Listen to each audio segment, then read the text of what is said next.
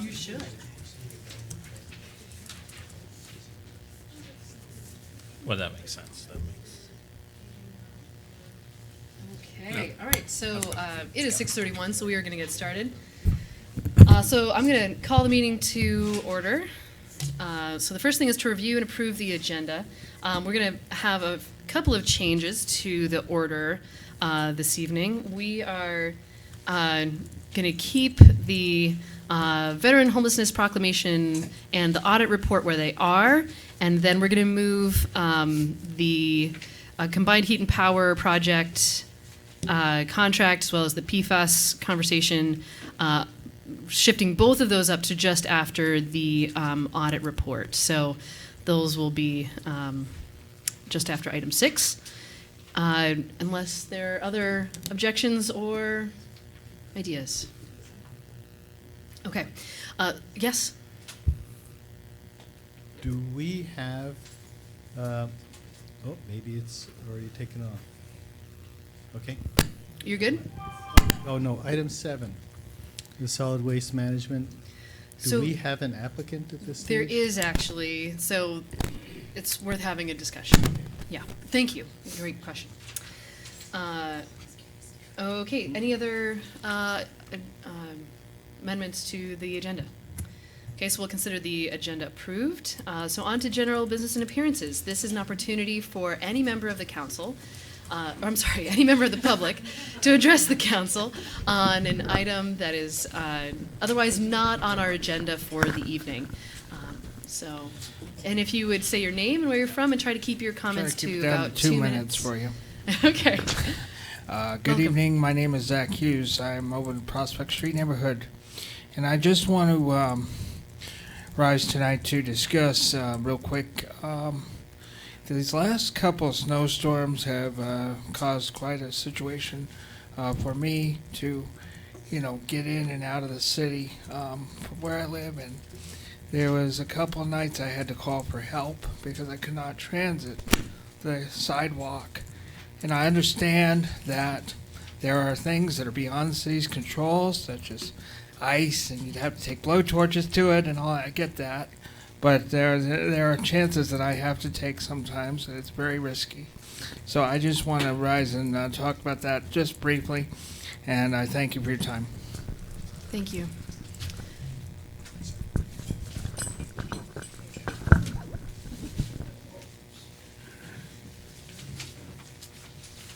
Hi, Elizabeth Parker, and I'm here for the Sustainable Montpelier Coalition. First of all, I wanted to recognize what you did at your last meeting with your vote recognizing the climate and the issues around it, and that resolution, so thank you. On tomorrow night, we're having a film. It's called the Climate Action Film Festival. It is a wonderful film of 9 shorts curated by Sun Common. It will be at the Pavilion from 6 to 8:30, and we would love to have any of you come, and please pass the word because I think it's going to be very exciting. This will be an effort to support the work of VPIRG, VNRC, and also the Climate Youth Lobby. So do pass the word along. And according to Roger Hill, the storm will have cleared by then, so it will be good to go. Thank you. Thank you. Yep. I wanted to bring this up as public comments before everybody goes to sleep and leaves. And that is, there are going to be some changes to GMT's public transit routes, and it's really important people go online. There's some major changes to the 2-route commuter, 100-route commuter, and to the links. So please go online. Public hearings will be posted. Great. Anyone else? Okay. So we're going to move on to the consent agenda. Is there a motion regarding the consent agenda? Second. Further discussion? All in favor, please say aye. Aye. Opposed?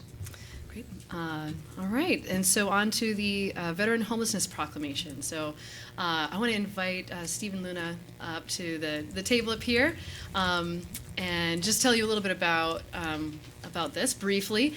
So I was introduced to the Mayor's Challenge to end veteran homelessness, some months ago now, and in part because of the form of government that we have. We don't have a strong mayor form of government. It seemed appropriate to me to bring this Mayor's Challenge to the council.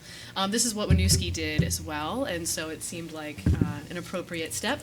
And really it's about ending veteran homelessness, and especially with our discussion about homelessness recently and the efforts that we're putting forward to address that topic generally. It felt appropriate to bring this up. So I'd love to turn it over to you, Stephen, to talk about, give us a little more detail.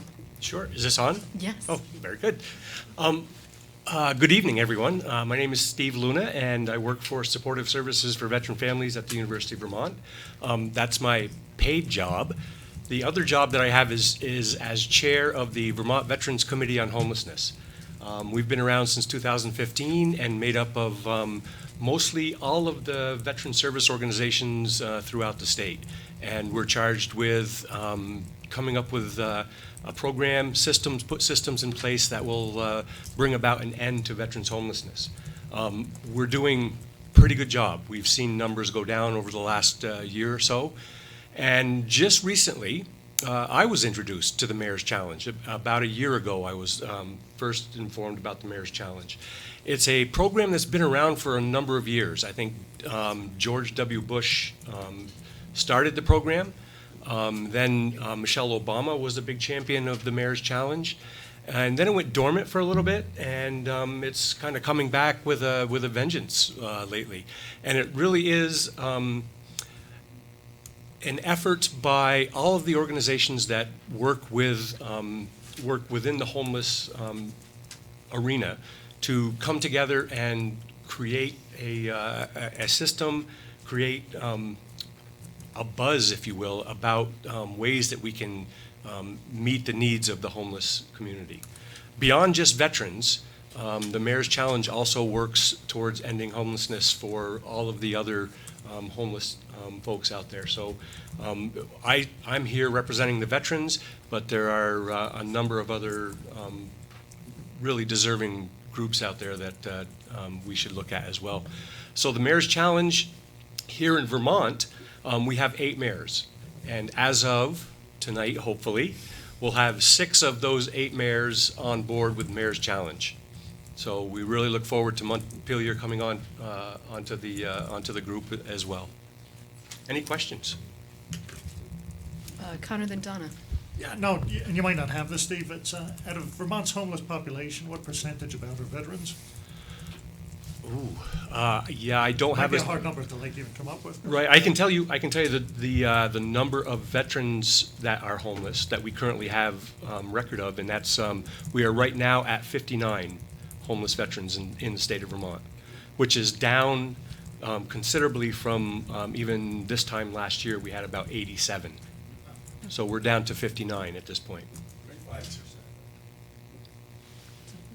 5%? Sure, 5%. Sure, 5%. I'd have to pull my calculator out, but. Donna. So I like the proclamation, but what can we do? Are there steps you're going to lay out to what we can do beyond this proclamation? How do we put it into any kind of action? So the proclamation is a good first step. As we head down this path, like I was telling Mayor Watson, one of the things we're doing in Chittenden County is we're going to ask the mayors in Chittenden County to do a joint press conference, and we're going to call it a call to action. We're really close. We have single numbers in Chittenden County of homeless veterans, so we're really close, and we need the mayors to get out there and get the word out to the community that we need some housing for just a few veterans. And so when we get to that point, right now in Washington County, there are 23 veterans that are homeless. And the reason there's such a large number of homeless veterans here in Washington County is because of the Vets Place in Northfield, which is transitional housing. And unfortunately, at least from my perspective, unfortunately HUD considers anybody, whether veteran or not, that are in transitional housing to be considered homeless, which seems crazy to me, but I don't write the rules. So as we move forward and we start this process, really start to dig into finishing it, being able to submit an application to USICH to claim we've ended veterans homelessness, we'll probably be coming back to ask Montpelier for that call to action. Yeah. So where do they end up finding homes? Wherever they can. But you're making the matches, you're supporting them or connecting Yes. them to agencies? Beyond that, we have case managers that will work with them through the whole process and then stay with them after the fact. So it really depends on which program they're in. If they're receiving a HUD-VASH voucher, which is similar to Section 8, they will receive case management for as long as they need it. If they're in our program, SSVF, which is rapid rehousing, they'll receive case management after being housed up to 6 months. I guess behind my question is it for most of the cases a matter of money and income or a matter of available housing, period? The reasons are as varied as the veterans themselves. Some of them just need some extra money to pay off some back rent or pay off a bill that didn't get paid, so they aren't evicted. Some need that down payment or the first month's rent and the security deposit to get into a place. Some need a lot more than that to include more specialized help. Thank you. Great. Any other questions? Okay, great. Is there, thank you. And is there a motion? I'll make a motion to adopt the proclamation to end veteran homelessness for this. Great. All right, further discussion. All right, all in favor, please say aye. Aye. Opposed? Okay, great. Thank you, and thank you for your time and coming to speak to us. All right, thank you. Yeah. Thank you all for passing the proclamation. Yeah. We'll be in touch soon. Yeah, sounds good. Okay, and so now we have an audit report. And if you're here for that, come on up.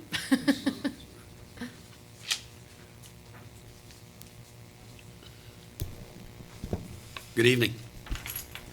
Good evening, welcome. I'm Ron Smith, Miranda McDonald, Miss Kelly Murphy.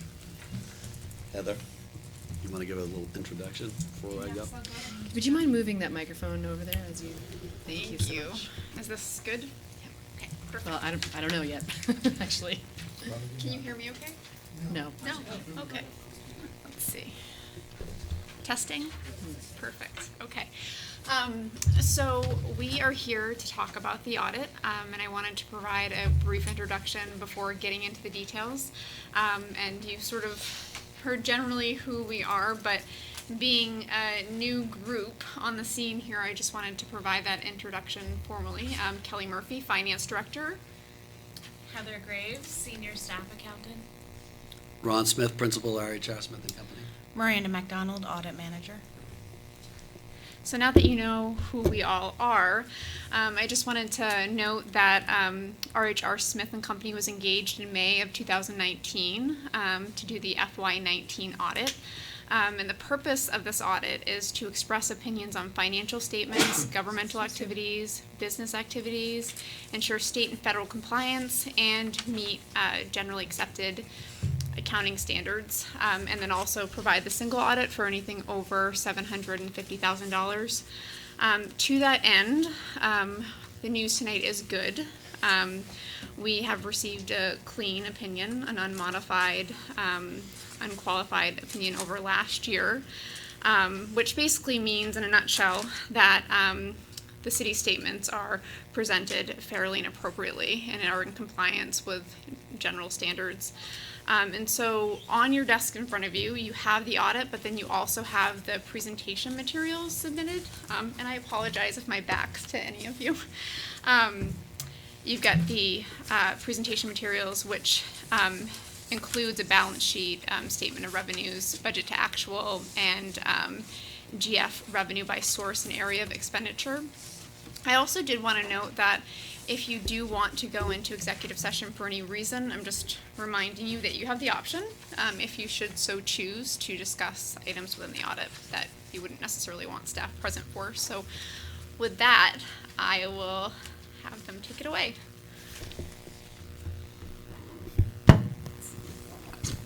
I have a loud voice. Is this too loud? Nope. So I'm Ron Smith, and I'm the principal with RHR Smith and Company, and this is the first year, as Kelly said, that we had the pleasures of doing business with Montpelier. We audit in the states of Maine, Vermont, Massachusetts, and New Hampshire, probably over 400 governments, so we know a lot about who you are and certainly what you do. I hail from the great state of Vermont. I was born and raised in St. Johnsbury, Vermont. Miranda was born and raised in southern Vermont, Texas, so we certainly know a lot, about Vermont, and certainly I don't want to go through a 100-page document with you all, so I'm just going to hit the highlights, of that, and just tell us some of our observations and best practices that we saw for Montpelier and answer any questions that you guys may have, of us in the process. So as Kelly stated, we gave you an unmodified opinion for your financial statements. There's actually two audits that we do, as she stated. There's the financial statement audit and the federal compliance piece to that audit. We found no issues, with findings or question cost with the federal compliance piece, meaning you're spending the U.S. federal government's money the way you're supposed to be. And then we found nothing worthy, of fraud, defalcation, or any reason to modify our audit opinion. So as she stated, you got the highest opinion, an unmodified opinion for June 30, 2019. And to hit the highlights, based on a budget with capital transfers and your general fund operating budget, which is about $14 million annually, or was on June 30, 2019, we like to see you all at about 30, 60 to 90 days of your operating budget. So what's that mean, in Montpelier terms? 1.1, 2.2, $3.3 million is the range. You're at about 1.5, which is uncommitted and not tied down to anything, which is a slight increase of a little over $200,000 from last year. So I'd say that that's great news, for the city of Montpelier. You're at about 45 days of your operating budget. I think that the goal to shoot for and to be consistent with your policy is you want to get it about 60 days. That's the benchmark we like to see all of our governments at, and that is this, as I can attest, to Montpelier and laying in my bedroom at 11:30, listening to trucks going off and doing construction projects outside the window. This is a busy town. And you have put a lot of money into infrastructure for sure, and we see no reason why that's probably going to stop in the, in the near future. So it can be expensive when that phone rings, for sure. And one of the things that we want to talk about, being the outsiders looking in and working with Kelly and Heather, is just talking about all this infrastructure, how we're going to maintain it, how we're going to pay for it, the capital plan, and any adjustments, that you may need to make here to your existing, plans and policies that you have. So I would suspect over the next few months, as we get together and engage in these dialogues, that there's probably going to be some, understanding brought to this council, certainly for recommendations on that, as we move forward. Because, like I say, it's a busy town. You've got a lot going on, and I would say that that's probably one of our biggest talking points is what you have going on and the cost of it, but more importantly, the future maintenance of those types of things, in your capital plan. So I think that that's a big thing you need to look at and consider. Your enterprise funds are busy. You have a lot of them: water, sewer.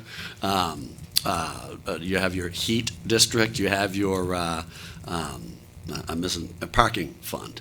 So I think that all of them are financially, within the constraints of where your expectations would be. But I think that the one thing that stands out with all your enterprise funds is the amount of money that you've put into your infrastructure, water and sewer, specifically. So again, I think that that's going to be a big focal point that we'll make over, this next audit, and just making sure, that we have a plan. And in place, and based upon what our old plan was, that the plan now will be modified and acceptable to just meet the needs and meet the growth of Montpelier is probably the best way that I can say that. So there were a couple of best practice comments that we had. Procurement was one of them, for sure, just some suggestions that we made regarding procurement and looking at your federal funds.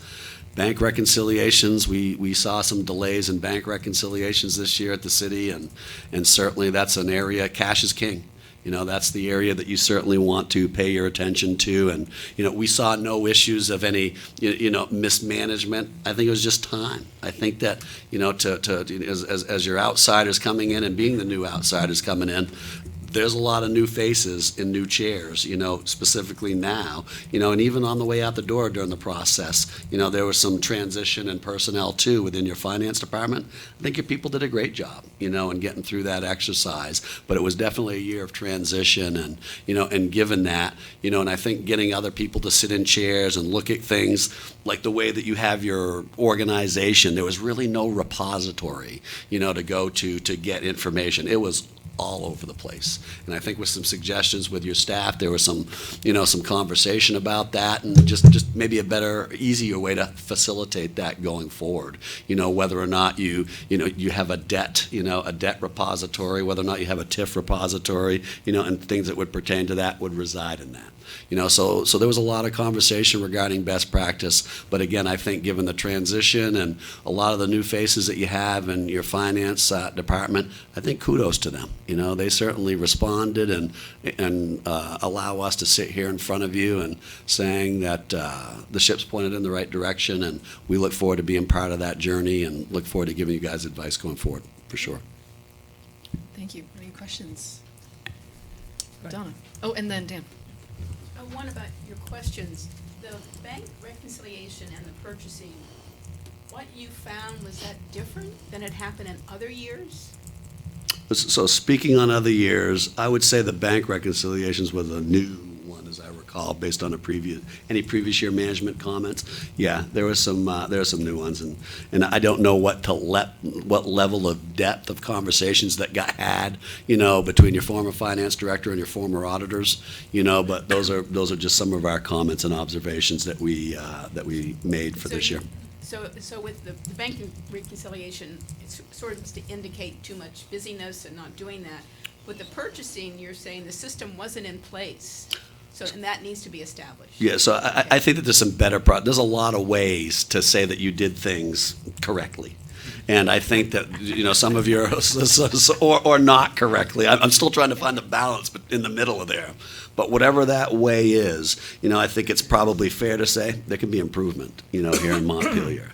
But going back to the bank reconciliations, as we understood it coming in with your entrance conference and kind of through the whole duration of the process, is that there was just other time-sensitive things, and then with some of the transition that went place, it was explainable to us, to see. And as we have shared with Kelly and if we share with Heather, those are the things that we know that there'll be improvement on because of the new places, new bodies, and the time constraints are different this audit than they were last audit, for sure. So.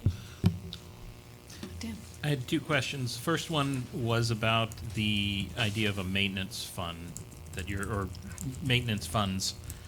Is this something that you don't see now that will have to be developed, or is it because these projects are emerging? Yeah, so a couple of things. We actually see the intent. We see a capital projects fund. We see capital projects in there.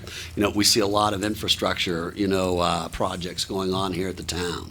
And we see that you've got existing policies, procedures, and we see that you've got some, for lack of a better way to say it, a current blueprint. And what we're saying is with all the infrastructure going on in the town, just like you probably did when you said it was time, we were growing here in Montpelier, there were things that we need to do. Maybe some of that was deferred maintenance. So guess what? Let's do it. We're saying now, stop.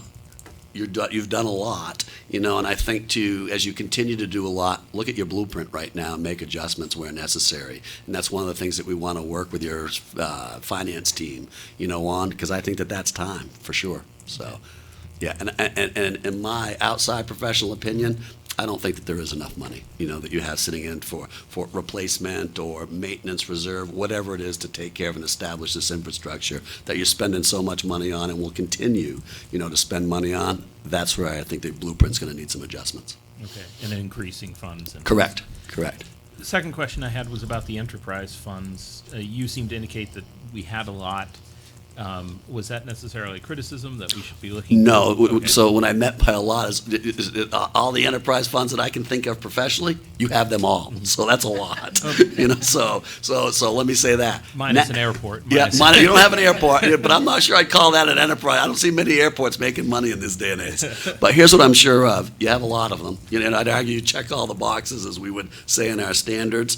You know, but also, you can see the emphasis with those enterprise funds and the infrastructure needs that you're putting in there. I mean, you can see your balance sheet growing by millions of dollars, you know, every year because of all the infrastructure upgrades that you guys are doing, you know, and that's what I say, you have a lot. And you're spending a lot in those areas. Right. And I really think that that's probably one of the, you know, areas besides TIF and, you know, some other things that you have going on here. That's where I really probably would focus some attention on going forward, for sure. So. Thanks. Jack. One question that occurred to me, and it's not critical of anyone, but the fiscal year ended June 30th. Now we are at the end of February. Is that timing an issue? Is that a normal amount of time? No, we like to, so that was actually talked about during the entrance, and I think what wasn't allowed, you know, really at the end of the day is your departure of your finance director, your departure of your long-standing controller, you know, and I know the audit got pushed back a couple of months, you know, to get in here, and this is not criticism on anybody. You know, I think the fact that we're sitting here, and actually we're sitting having conversations back in November and December with your management to make sure that you guys had no surprises, that I think is the testament to the process. If we were sitting here now saying, well, we changed our conversation that we had back in November and December with your management, that would be, I think, a concern that I would have in that chair. That didn't happen. You know, but normally we like to turn the process, and I think the goal was December 31st was to have the process complete. But statutory deadlines, you've met them all. This March 31st is the big one to submit your federal compliance audit, so there's been no delay, you know, certainly in that. So. Okay, thanks. Yeah, I was thinking that it might be useful to have the audit complete while we're developing the budget for Correct. the next fiscal year. So one of the things that Kelly and I had talked about before we actually walked into the chambers is it's nice to know and do some prognostication as early as possible. We like to come in through our pre-audit process as you're, you know, developed, voted on your budget, you know, just to make sure, you know, that train's still on that track, you know, based upon, you know, the fact that there's still 3 to 4 months left in your fiscal year, you know, the fact that a lot of things can happen, you know, for sure, and again, just the busyness of the city. So. Okay, thanks. Right, other questions? So I have a couple questions. Well, but just first of all, it's just wonderful to know that we're on track, that we're going in the right direction, that to have an unmodified opinion audit is great. And also, you know, having the benchmarks of, you know, that the goal is to have 60 days worth of operating budget. That's you know, useful, or like a way to think about it, and knowing that we have 45 days, which is up from last year. That's great. You know, thinking about, kind of coming back to the question that Dan had about the infrastructure. So knowing that, thinking about the funding for our infrastructure might be a focal point for next year. It's just very interesting. I just want to make a note that we are, with this budget that we just approved, that'll be voted on town meeting day, so it's the FY21 budget, marks the end of a long process that we went through as a council to try to increase the amount of funding that we put into our infrastructure to be maintaining the infrastructure that we had at an appropriate level. So, you know, what, like how much money would be needed to keep, you know, pavement conditions at a certain functional level over time with proper maintenance and whatnot. And so anyway, it's just very interesting to hear you say that perhaps that the amount of money that would be needed to maintain the infrastructure is perhaps not enough. So I'm curious if that thought comes from comparing Montpelier with other municipalities that you might have worked with in terms of like the amount of money that. Well, I guess I'll just leave it there as a question. How like, how did you come to that conclusion? Like, what are the ingredients that go into that? And like, how can we be thinking about infrastructure differently? So yes, I'm going to go back to your question. Yeah. It is comparing you to other municipalities, and I would add just to that element 30 years of being me, and dealing with this industry and just going through the peaks and valleys of the industry and seeing this change, now and just seeing, really the direction that government's moving in, and I think it moves in a different direction every year, quite frankly. Mm-hmm. So yes, with as far as the industry and just my knowledge of it, and just my observations, and some of the conversations, that we had with your management. There's been some deferred maintenance clearly here in Montpelier, and I'd say you're going to pay for that now. You're going to pay for that in the future. And winters aren't getting any easier, and I would argue, that the snow coming from Vermont, the snow may hit the roads. I'm not sure the snow's causing the problem. I think it's the salt, the calcium, and everything else that's going on the roads, and the potholes that you get and everything. Roads is just probably the biggest infrastructure need, that we see. And being the capital of this great state and seeing the amount of cars, that are probably coming down Route 2 to go to Burlington or come back home, that puts wear and tear and stress certainly on your infrastructure as well. So all those, considering, I think that there's just a multitude of things, that really force you every year to look at your blueprint. Thank you. Any other questions? Great. Well, thank you, and thank you all for your work in this. It's really encouraging to have a clean audit. Yeah. So thank you again. It's been a pleasure. Yeah. Okay, and so now we are jumping to what was scheduled to be item 10, the combined heat and power project contract. And I know there are some folks here for that. I'd love to invite. Do you need a minute? You're good? Okay.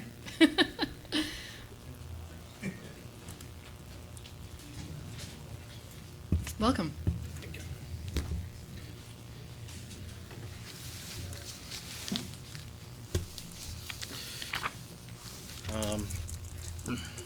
So in your council agenda, Do you want to introduce oh, yourself? I'm sorry, Kurt Modica, City Engineer, Public Works Department. This is Chris Cox, Chief Operator of the Water Resource Recovery Facility. And we're here to talk about the agreement for the Phase 2 project at the Water Resource Recovery Facility for combined heat and power. We sent a draft agreement around in your council packets. Just some of the highlights of some of the items we talked about at the last meeting. We are moving forward. We propose to move forward with a single 400 kilowatt generator. According to our consultant, that really is the most economical option at this point. Moving to 2 generators would be a cash negative option. But we have set the contract up to allow for a second generator to be installed in the future. So the gas conditioning equipment will be sized in a way that it can treat all the methane that's produced from the plant, which is the big cost of of an adder project to put a second generator in. But at this point, we think that a single generator is the best option. I also wanted to point out to council that there is a risk moving forward with this PDA, a financial risk. We have to essentially put forth approximately $220,000 to apply for the standard offer program and to do the upfront permitting in order to make this project eligible for the relatively high 20.8 cent per kilowatt rate. So there is a risk. So if you do approve this, and there's no absolute guarantee that we will get awarded that. Based on conversations with VEPI, we think there is a very good chance that we would get the award, but I just wanted to make sure that the council is aware of that. ESG did offer to, the total permit fees are $40,000 approximately, and that includes an air quality permit and the interconnection agreement with Green Mountain Power. And ESG has agreed to take half of that risk, $20,000. Energy Systems Group is ESG, the contractor we're working with. So instead of a $240,000 risk, it's a $220,000 risk because the agreement itself, the work for ESG to develop the engineering needed to do this project is a cost of $200,000.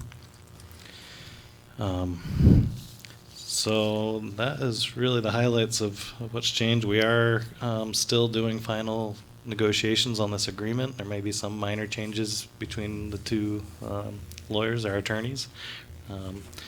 But I think this is very close. I don't believe there will be any substantial changes to the document. Jack. Kurt, has there been any change in your estimate of the likelihood of being able to get the standard offer contract since the last time we talked? No, I have a call into VEPI. I was not able to speak with them yet. It is something I want to chat with them about before we have Bill sign this, assuming council authorizes it. I don't have any change since last time. I still believe it is a very high likelihood of award, but I do want to follow up with the VEPI program. It's still on my list of things to do. Yeah. Great, thanks. Lauren. Just on that point, so if we did not get it, how would things play out from there? I mean, it sounds very encouraging and hopeful and optimistic, but what would be the kind of plan B or what? Right, so we'd have the engineering work done. The city would, own basically the engineering to date, so we'd be able to use that to apply with ESG the next year on the standard offer program. So we would go back again. It would be a year delay. Correct. Yep. Connor. Which attorneys are we working with on our end on this? They always have the question, you know? Joe McLean with Sitzel, Page and Fletcher. Okay, thanks. I have a whole bunch of questions. To be fair, I don't necessarily, I meant to send them to you earlier and I just didn't get to doing that. But so I may send you some questions later on that are not necessarily like things we have to go into right now. Like let's remove as many acronyms as we can. For example, like PLC, that as an educator, that means something totally different than I'm sure what it means to you. Things like that. But there are a couple of questions that I have that I think that I want to bring up at this point. One is that I just want to note that this is clearly a PDA that ESG is used to working with, that they've come up with, and it has a lot of protections for them. I just want to make sure that we have some protections for us, and those, in my mind, include just some specifications about warranties. I know it does discuss warranties a little bit in this, but supposing anything, fail, what if a warranty is only like 1 year long, and we're depending on that piece, and then I would just love to have some kind of assurance that if the warranties are shorter than the term of the contract with ESG, that they would end up covering something like that. So just want to make a note about that. Second thing is, I think it's a little confusing that they're guaranteeing 50% of the feedstock by volume. And specifically, I just think that term by volume could be clearer, which is to say, is it by volume of what is considered the capacity of the digester or of the plant, or is it 50% of what is taken in general, of like just whatever comes to the plant? And so presumably the city or our staff will be responsible for finding the other 50%. Is that correct? Well, actually, or is it operating at 50%? Yeah. This particular item is something that ESG is actually asked to remove from this agreement, the 50% feedstock volume. So the reason is, in order to qualify for the VEPI program, you have to have a 50% like food waste going to the digesters.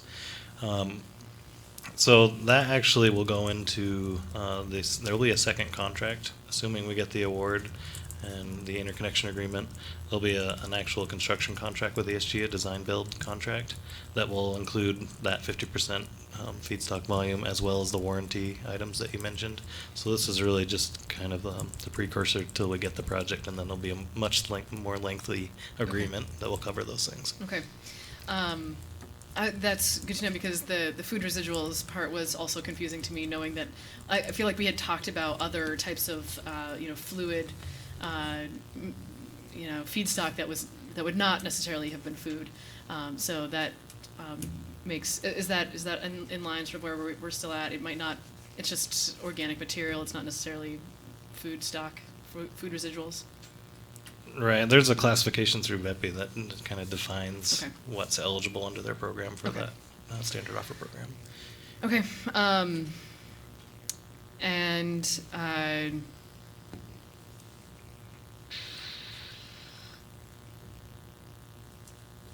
just a couple of questions about confidentiality. I just want to make sure that we get to keep the records that we need. If we have data, the fact that it said they would be collecting back all of the some of the information that would be considered confidential. I just want to make sure that we have our own records to be able to track things well for ourselves. I mean, I understand that there's probably some things that do need to be confidential, but just flagging that. And then I just wanted to note that in this development agreement, there was a section, it is for section 4C and D. I just wanted to note that I mean, I can talk to you about C and D offline. I just found it a little confusing, so I'll ask you about that later. Okay, sure. Okay, I guess that is it for me. Dan. I had a couple of questions. In Exhibit A, I mean, at least the form I got, it didn't have the engineering drawings and designs and warranties, and you indicated that that's going to come with effectively the next phase. Is it your understanding then that if there's an issue at that phase where we can't come to an agreement, or you can't come to agreement with ESG, that we'd have no further, we'd be able to end the agreement and end any obligations for further payments? Yes, that's correct. Okay. So essentially, this is sort of an umbrella agreement setting out the framework that eventually will be fleshed out by these additional documents and these additional agreements as we go along. And then I had a question on that was somewhat of a rhetorical statement, but it actually was a question, just to make sure I'm understanding this correctly. Right. This document is just enough work to apply for the standard offer program and to do the engineering work needed for the interconnection agreement with Green Mountain Power, Okay. which is required for the application, but it does not include the full design for the generator and all the electrical on the facility, at the facility itself. But it anticipates those. It anticipates that, assuming we get the award, yeah. Okay. And so ESG wants to remove the 50% food volume residual? Right. From this phase of the contract, they feel it's more appropriate to have in the second, the actual construction contract, the design build. Okay, but I mean, isn't that something that we would have to essentially prove or represent to VEPI? For the application. For the application? Right. They feel comfortable that they can meet that. They just don't feel that this is the appropriate location to put that requirement in.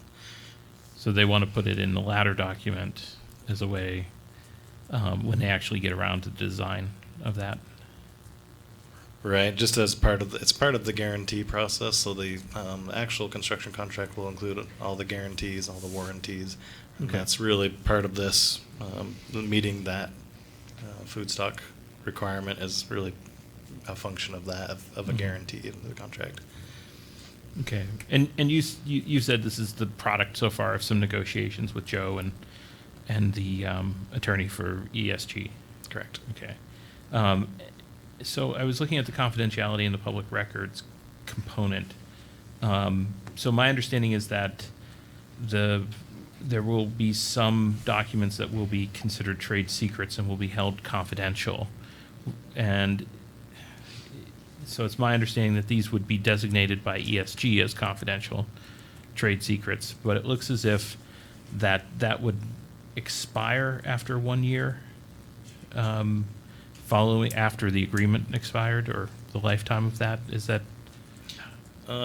They essentially have like a 1 year non-compete clause where we wouldn't go with another firm to develop a power sale agreement for 1 year. I believe the confidentiality piece has to do more with their contract language. Okay, so rather than the technical specifications, it's more of their bidding and pricing. Correct. Okay.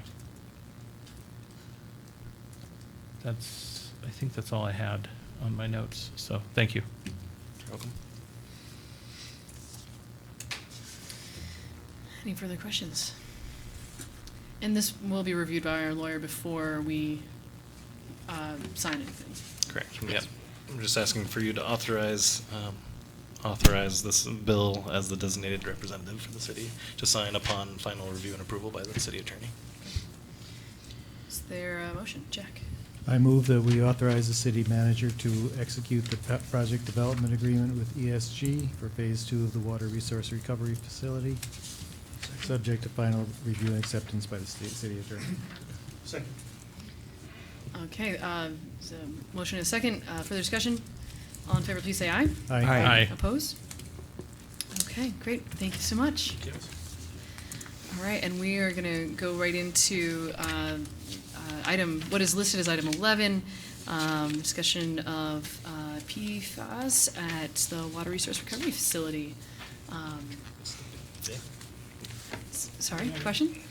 Oh, we have the state representatives here too. Right. Oh, So okay. yeah, a few Okay. folks from DC have come to speak on this topic as well. So invite Okay. them up to join us. Awesome, welcome. To get more seats.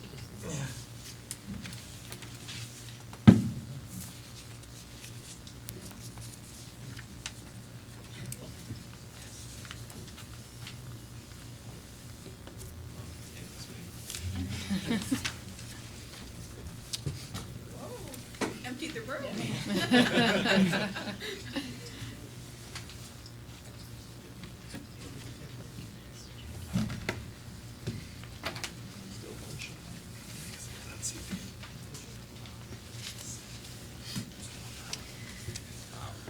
Welcome. If you wouldn't mind passing around the mic as you introduce yourselves.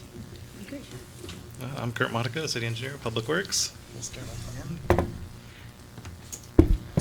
Casey Caffin with Waste Management Solid Waste Program. Hi, I'm Chuck Schwer. I'm the director of our Waste Management Prevention Division. I've also been fairly active in this whole PFAS issue since 2006. So we decided to bring all our experts to make sure you got all your questions answered. So sorry we're overwhelming you with people, but we want to make sure we help you out. I'm Amy Polacek. I'm the Wastewater Program Manager. Chris Cox, Chief Operator. I'm Nick Giannetti. I work in the pretreatment section of the wastewater program. Hi, my name is Eamon Tuig, and I work in the Residuals Management and Emerging Contaminants Program.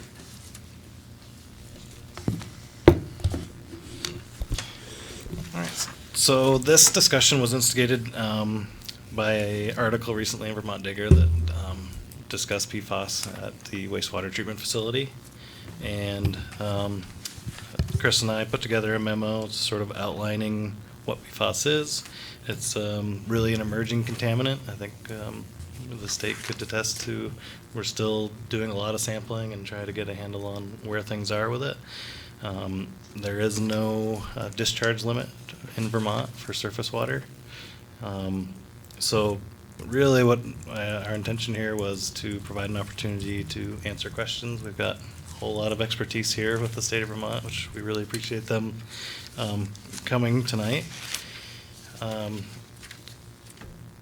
but basically the limits from the plant are parts per trillion. So those are the levels from the drinking water standard is 20 parts per trillion. Our plant, I think, based on the most recent sampling from the state, was around an average of 70 parts per trillion. The EPA standard for drinking water is at 70, so we're right around the actual drinking water standard for as established by EPA, but Vermont has a lower one. So I think we really covered most of the information in the memo, so I was thinking of opening it up to questions from council on this. Kurt, real quick, yeah. just for the folks who are watching at home, just so we can level the playing field a little bit, for those who didn't read the memo, can you explain a little bit about what we're talking about, just other than it being a emerging contaminant? Right. Thank you. So PFAS is many different contaminants. Maybe I should turn this over to the state because they have more expertise than I do. What do you want to speak to this? Summary? I can give just an overview if that's good, and then I'll ask you guys to jump in. So again, when we discovered the problem in Bennington, it was the ChemFab facility. It's a compound that's used to acts as a surfactant for Teflon coating. And it was first discovered as an issue in Bennington, 350 odd wells contaminated. Subsequent to that, the question was raised by the legislature, by the public, by cities. Where else is this stuff, and where should we be concerned about? So we began a 2 to 3 year, it's actually almost 4 years now, sampling program. And most recently, we submitted a number of reports that kind of culminated all this work. Some was asked for by the legislature, some was directed, or some was chosen to be done by us to see if we could learn more about this contaminant. So from that report, we found that landfill leachate is a considerable source of PFAS in the environment. We also did a study, which Casey can definitely answer much better than I, but materials deposited in the landfill turn out to be the source. A lot of residential, like carpets, furniture, textiles, other clothing type products. So we're all contributing to the source of PFAS that ends up in the final resting area, the landfill, and then the leachate, it accumulates. So in the testing, we did 8 different rounds of testing of both the leachate and the wastewater treatment facilities that accept it. And the levels reported are accurate. Coming out, the effluent is about 70 parts per trillion. In developing this program, we did initial calculations of what would be an impact on streams, and our guideline levels were much higher than what Montpelier is accepting in leachate. So that was the good news. But what we don't know, and Amy and Nick can talk more about that, is, okay, we know from just testing in the stream that we're not detecting it, but is it a problem for long-term loading of these compounds? Are they accumulating in fish? Is there issues with aquatic biota? We don't know that, and that's something that the state and we hope EPA will help us figure out over the next few years. But really the good news is the leachate that Montpelier's accepting is well below those initial guideline levels that we came up with. Again, we're not saying that's the end of the story. There's certainly a lot more we need to learn, but at least initially, we're not thinking it's an acute problem, a huge problem at this point. I don't know if any of you guys want to add to that. Thank you. Okay. Questions? Connor, then Donna, and then Dan, and then Lauren.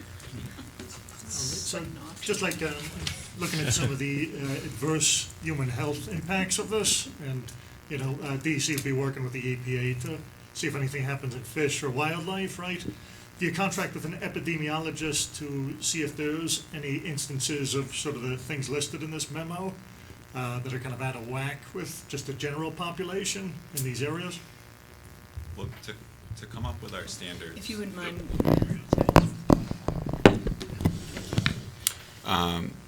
So to come up with the water quality standards, we work with state toxicologists, and we have water quality chemists, in the DEC. So we work with people that are, qualified to assess toxicity in humans, in aquatic biota, and in fish, and in surface waters.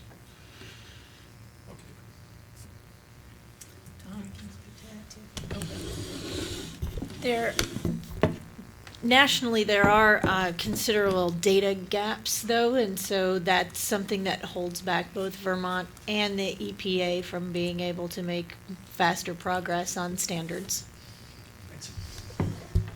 Since it takes a long time to make things evident enough or sick enough to then say, oh, this is a real problem, what's our prevention mode, assuming it is going to be a problem?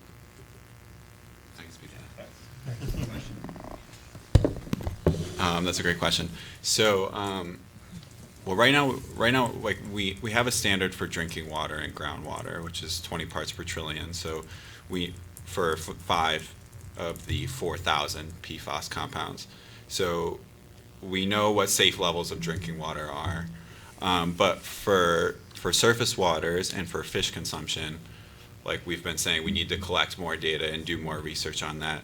I think one of the things that we advocate for, since there needs to be more research done, is source reduction. So going upstream, going to where these compounds are coming from and reducing them at the source, because what we've seen working with New Hampshire, the Mass DEP, the EPA, is that that's the cheapest way and most effective way to reduce these contaminants. So that's what we would recommend when in lack of a standard. Okay, so going back to the source, when you talked earlier, he mentioned furniture, carpets, clothing. So that means we have to have higher standards of manufacturing?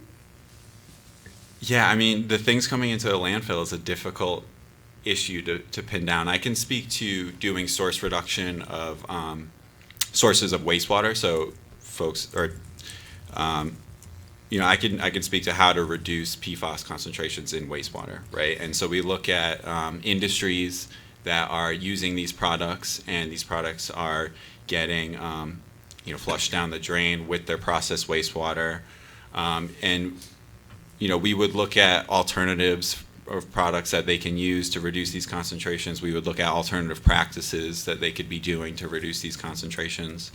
But as far as reducing the amount of PFAS going to the landfill, Casey, do you want to speak on that a little bit?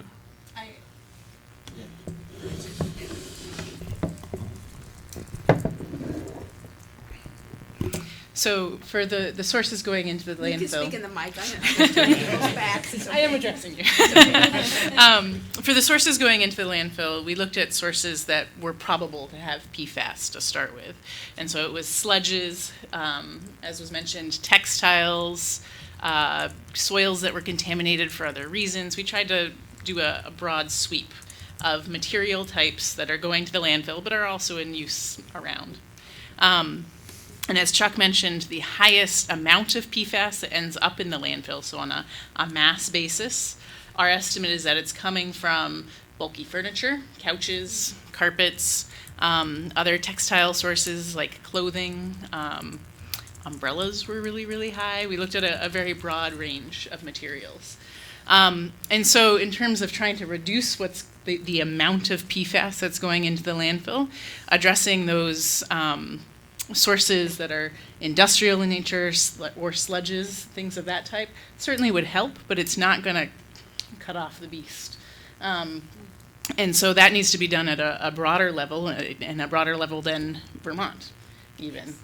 And, I think even if that were to happen and we were to get rid of PFAS out of all materials, we're still going to have to deal with this because we're going to have that residual legacy product at our landfills and at our wastewater facilities. And that's why we're doing this sampling, is to try and get a sense of what that looks like. Dan. Sorry, this is maybe PFAS for dummies for me. So if I understand correctly, the PFAS is coming from the source materials that then gets trucked as part of the sludge or wastewater leachate material that is treated by the treatment plant. And there's nothing the wastewater treatment plant can do to remove that. It's just in the water it's going to go through the system and come out on the other side. So there's no part of the solution that necessarily, and I'll use a really simple idea of like a filter that's going to change that. Well, the standard wastewater treatment, biological treatment that is usually used by wastewater treatment plants does not remove these type of chemicals. However, there are treatment processes that can remove them, granular activated carbon, reverse osmosis, but they're very expensive. And so that's the issue with these type of chemicals. Also, once you have your granular activated carbon that's been spent, the issue is where do you take that? Right. Because now it's full of PFAS. Okay. So just so I mean, part of it is that, we have, so there is a way of possibly filtering, but it's expensive, and it sounds like it has to be a state and sort of federal answer. And the other part is that we don't even know what this necessarily does downriver, or how much it accumulates. I mean, is there any sense about whether it accumulates in like the sediment or the river bottom itself, as opposed to the aquatic biota and fish populations? So I'm gonna tackle that kind of in two parts. Please do. I'm gonna back up to the treatment discussion just a little bit. So treatment of PFAS is definitely possible. On the landfill side, because the source of PFAS going into your wastewater facility, the landfill certainly is contributing quite high concentrations. There's no denying that. Right. We are exploring treatment options with the landfill. We did have them prepare a report looking at how they could treat their leachate, and that is the same treatment process that could be used on any liquid. So if you're interested in looking at that more, we're working through that process with the landfill. The problem is not only the costs, but there's still some pretty big unknowns associated with treatment of PFAS. So we have the granulated activated carbon or something that holds on to the PFAS. It's captured it. We've got to do something with it. And on a broad scale, that stabilization or destruction of PFAS is complicated and unknown at this time. So, it's not even just a matter of the cost. It's a matter of making sure that we take the time to explore our best options, and whether that's at treating the leachate or working with the wastewater facilities. Right, or a Yucca Mountain for for carbon, PFAS. For PFAS, yeah.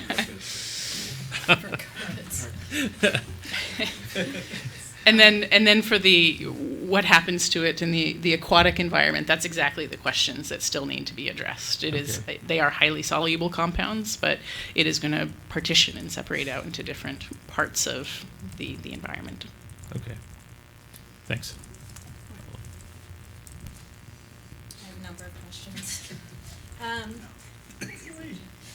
you're shocked. So, I mean, first of all, I do want to acknowledge that DEC and the state has been like a national leader on PFAS response. And when the Bennington PFOA contamination was discovered in the drinking water, Vermont stepped up, responded, was doing a press conference within like 30 minutes of it being found, whereas other states hid it for like years from, their equivalent DECs knew about it. So like big kudos to the state and DEC in particular, who's been like out front on this issue. And it's been incredibly challenging and trying to catch up with the science and understand what's happening. So just thank you all for the hard work that you've been doing. And it's been a massive effort to try to get a handle on all of it. And this is like in the context of us trying to catch up to the science, and we know that the companies that manufacture these chemicals have known since the 50s, 60s that this stuff was super toxic, incredibly persistent, so that's why they're called forever chemicals, because they stay in the environment. So this whole idea that it gets diluted in the water, but we know it's sticking around somewhere, and it's accumulating somewhere, and so, just saying like dilution is the solution to pollution is not a great choice in this instance, and like we don't have a lot of good options, so it's very frustrating, and we don't have good federal leadership on these issues. I mean, it's been a challenge for decades, and this particular EPA is not going to be solving these problems for us, and so trying to struggle with what we do here. I was curious from you all, so I know that there's ongoing conversations, and there was legislation that asks for development of a surface water standard. Could you just talk a little bit more about I know, again, like, that's being out front nationally, so there's not a lot of good models, but where does that stand? What's the timeline for that? Where are you seeing that head? Just because that would intersect with what we would then have to meet. Sure, so the report on that just came out a few weeks ago, but I can make a summary here for you. Basically, Act 21 requires the DEC to file a rule for surface water standards by the 1st of January 2024.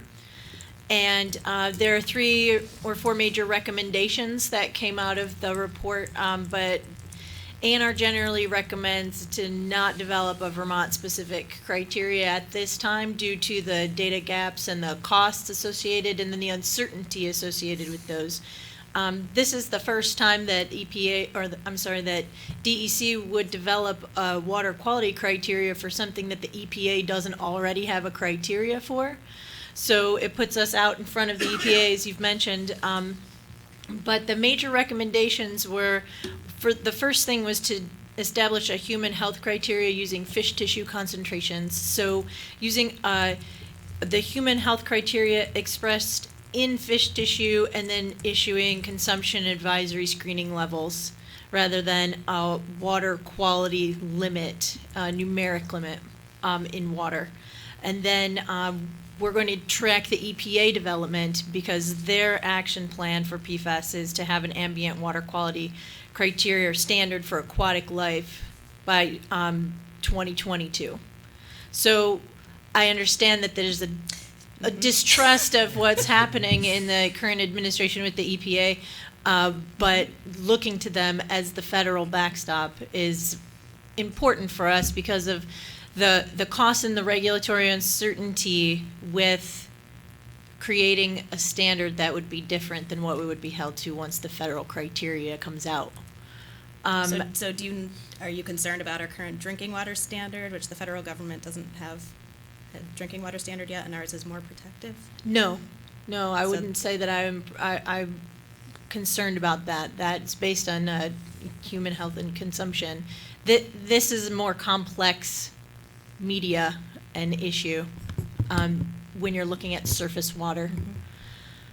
The last recommendation was for us to continue to collaborate with the Region 1 states, and so New England, the EPA Region 1, and also to, I'm sorry, I lost my train of thought, and to, as Nick was saying, source reduction. So those were the major outcomes from that water quality development criteria development document. Just a couple more questions. So could you describe a little, partly, I mean, I know that it's challenging to even figure out how to filter, and what works for long chains might not be as good for short chains, and all these complicating factors. So it looked like there were 9 samples taken, which is what we're basing this on. What kind of monitoring protocol? I'm partly interested, and I think that we as a council should think about, if we're going to continue taking leachate from Casella, that maybe they should be paying for an extensive monitoring program so we can get better data and a handle on what is coming out of our facility and start having some better informed decisions based on good data.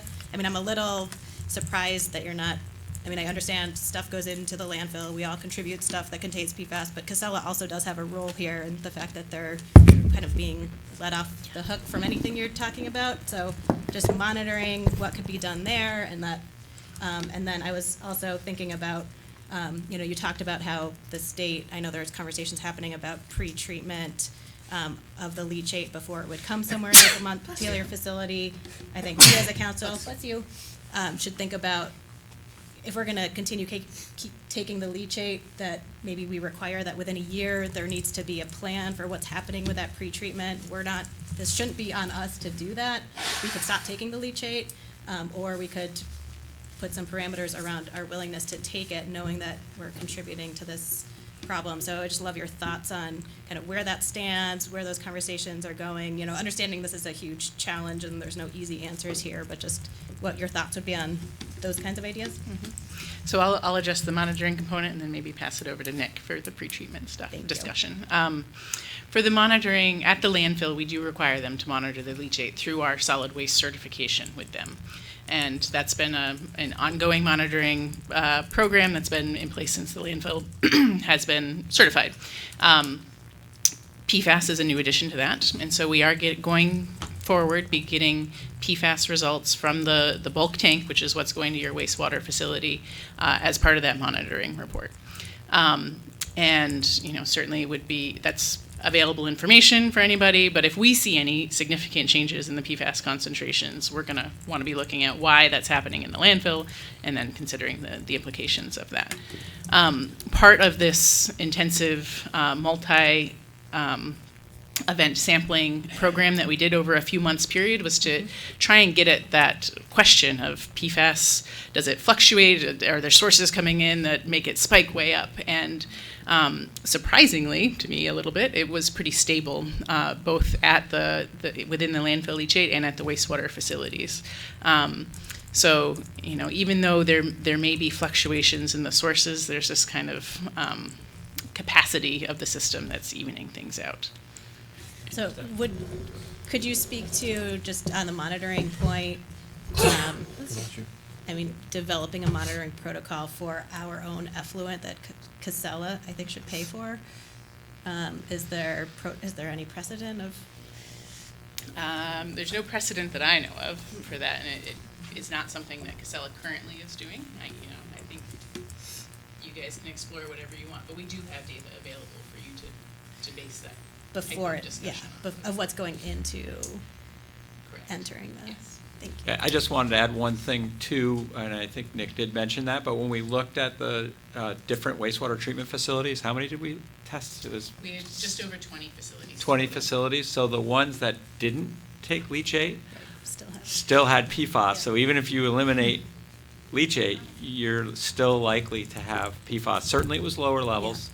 As we said, we're not denying the high concentrations of PFAS and leachate, but recognize, I think, the approach that Nick and Amy are talking about by going after sources is really an important first step, and we're absolutely committed to doing that.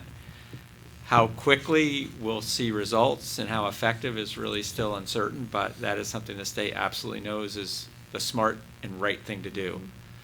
How we stop it from the landfill is a challenge.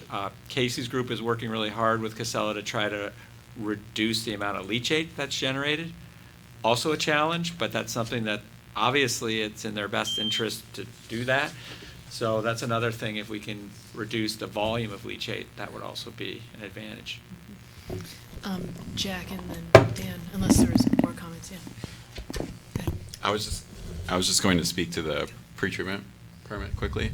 So I wouldn't say Casella's totally off the hook with regulating PFAS. I mean, right now, so the state authorizes Casella to discharge leachate to the Montpelier wastewater treatment facility, Burlington wastewater treatment facility, Essex Junction, Barry, and maybe one more. That permit is an authorization to discharge that. So we're in the process of renewing that permit, which we're considering the study that Casella did looking at treatment alternatives for PFAS. And we're considering all this monitoring data that we have for PFAS concentrations in leachate and PFAS concentrations at wastewater treatment facilities, in residuals and sludge, and in effluent. And we'll make a decision when we issue the permit as to whether or not Casella needs to perform routine monitoring of PFAS and or treatment of PFAS and other emerging contaminants using this data that we've gathered. One difficult part in all of this is the lack of a published standard. It makes regulating and giving limits on certain contaminants really difficult when we don't have a published standard. So there are a few ways that we're looking at to see whether or not there's a workaround for that. But we are considering regulating PFAS in leachate. Thanks, that's helpful. And from reading the report Casella did, I mean, it seemed like pre-treatment on-site is a choice. It's expensive, so they don't recommend it. Understandably, they say places like Montpelier should pay for it instead, or do it and do it cost sharing or something. But, you know, obviously they've their own study, they have their own financial interest in Yeah, I mean, in the recommendations that they, but yeah, I mean, it is expensive and somewhere it's got to be paid for. you know, if their permit didn't allow them to discharge PFAS above X levels, it wouldn't be a choice. You know, obviously they'd have to, you know, they would have an opportunity to appeal that permit, which goes back to the standard, right? Like, that's why it's important to have your permit limits based on, you know, Really good science. standards and, you know, regulations, right? So they're defensible. But, so it's a challenging issue, but it's something that we are considering. And like I said, we're looking at a few different, you know, we're going to be considering it in the renewal, which is coming up pretty soon. They just released that study looking at the treatment alternatives. We're working with a third-party consultant to review that study because we're all very knowledgeable in PFAS, but we're not industry experts. So we sent out an RFP and we've received some proposals back, and I'm not sure if has it been awarded yet? Yeah, so we've awarded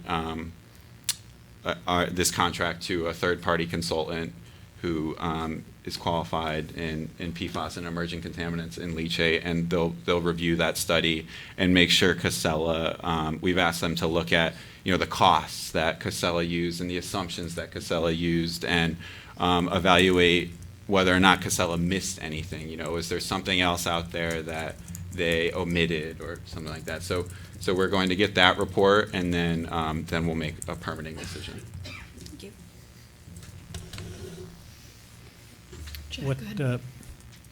What Lauren was talking about was just where my mind is going too. You know, you said, well, you don't want to have a Vermont standard because there's in some hopefully finite number of years there will be a federal standard established. It's kind of an interesting question of economics and regulation. If there's no standard for anyone, then Montpelier could say, well, we're not going to take it unless you either reduce the level in the leachate or pay us for the carbon or reverse osmosis systems. And I can imagine some other plant that they could be going to might say, well, we'll just underbid Montpelier by not requiring them to pay for that. And so regulation is vital here. And I don't know how to anticipate what's going to come out of the EPA, but it strikes me as a serious problem that if one actor goes it alone and we decide, well, we're going to be the most environmentally responsible plant, we say, no, you're not going to do that unless they just say, well, fine, we'll take we'll take our revenue that we're paying you and send it somewhere else. Maybe upstream of us. So is there any system in place such that if the PFAS level should spike and go particularly high, such that it would create a danger if it was discharged in surface water, that we would be alerted to that?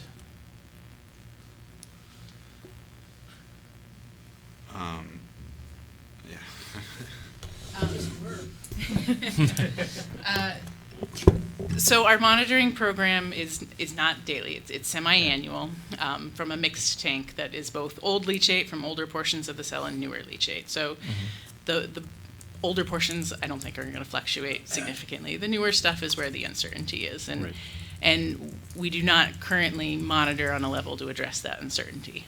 With that said, what we've seen for concentrations to date, the guidelines that Chuck was referring to in terms of if the leachate were to pass straight through the wastewater facility with no dilution and come out at the end of the pipe, that we were, the guidelines that we were comfortable with at this point in time, based off of what we know, are orders of magnitude higher than what we've seen.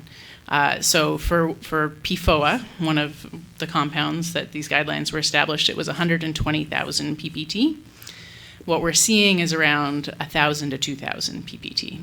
So for, and similarly for the other compound. So for a spike to be at a level that would cause immediate acute concern for us right now, it would have to be a very significant change in the system, either at the landfill or within the wastewater facility. And I think we all have an open line of communication that we should know what that change would be if something were to happen before seeing it in the PFAS results. Okay, but there is no sort of formal, it would be more someone would happen to look at this and maybe feel motivated to call, as opposed to required. For the PFAS concentrations, yes, but we are monitoring lots of other components of the landfill and the wastewater facility. So I guess what I'm trying to say is there's other things that would trigger us to look at PFAS. So it's likely that the PFAS wouldn't necessarily be the sole spiking concentration level, that there'd be other There would red be flags. something making it spike up to a level that would... And then I had a second question. So thanks for that. I think I understand that. And I think, from our perspective, it may be something we want to revisit when we revisit our contract with Casella. But along those lines, and knowing that there's a certain desire not to have a standard that is going to be out in front before the EPA gets there or even the region gets there, has there been any thought to having the various facilities such as Montpelier, Newport, Barry, work together with you to sort of set some basic framework for this? Because it strikes me that, what Jack and Lauren's concerned, that, if we do all of a sudden create this standard, that it becomes economically easier for them to truck it to New Hampshire or somewhere else.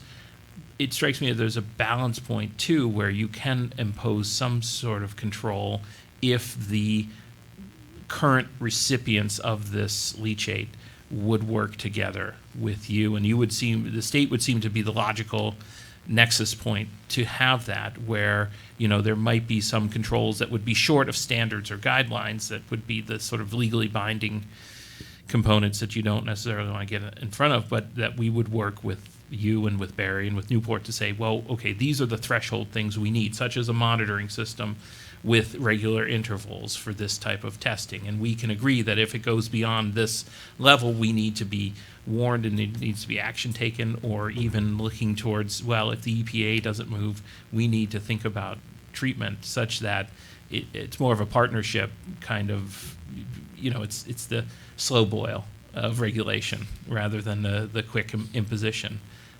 Is there anything in the process for that, or willingness to sort of have us come into that sort of collective action?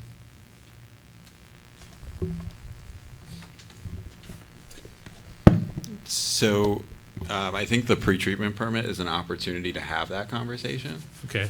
And I envision, maybe monitoring of PFAS is an option. As who pays for that monitoring? I'm not sure how that would work out, but another option you have is using the provisions in your sewer use ordinance to require, Casella to pay for. Right. Well, no, I mean, I understand that we can do stuff individually, and we can even work with them in our contract. And, part of it, too, is I should say, I mean, it's not as if Casella's creating these PFAS. They're just the ones who got dumped first on them. They're at the top of the hill, and it's flowing down. So it's a matter of, okay, if we have to deal with this, what's the sort of collective way of dealing with this? And you said the permits in process being renewed? We're gonna be renewing that permit this spring, early summer. So I mean, does it make the any goal. sense to have representatives of these various, say Kurt or somebody, who can meet with you and? Oh yeah, there will, and okay. that's typically that's how the process goes. I mean, Vermont's one of the only states where the state issues these types of permits. Normally, it's the municipality that issues these permits, but in our case, I'm the lucky person that gets to issue all of them. And typically how it goes is I meet with the municipality, in this case municipalities, that are being affected or that are receiving the industrial discharge, And we discuss, what sort of monitoring requirements are necessary, what sort of limits are necessary, and what sort of best management practices, treatment, et cetera, are necessary for the permit to protect the plant's operations, to protect sludge quality so that the plant can dispose of their residuals, to protect surface waters, and to protect worker health and safety too. So, you don't want industries discharging toxic fumes into the collection system, Sure. stuff like that. So, yeah, we sit down with the municipality and we figure out all of that. I will say, though, that it needs to be defensible. Sure. No, I understand. It can't just be arbitrary and capricious. And Yeah. I've certainly challenged the A&R on such things before. Yeah. And won, but no.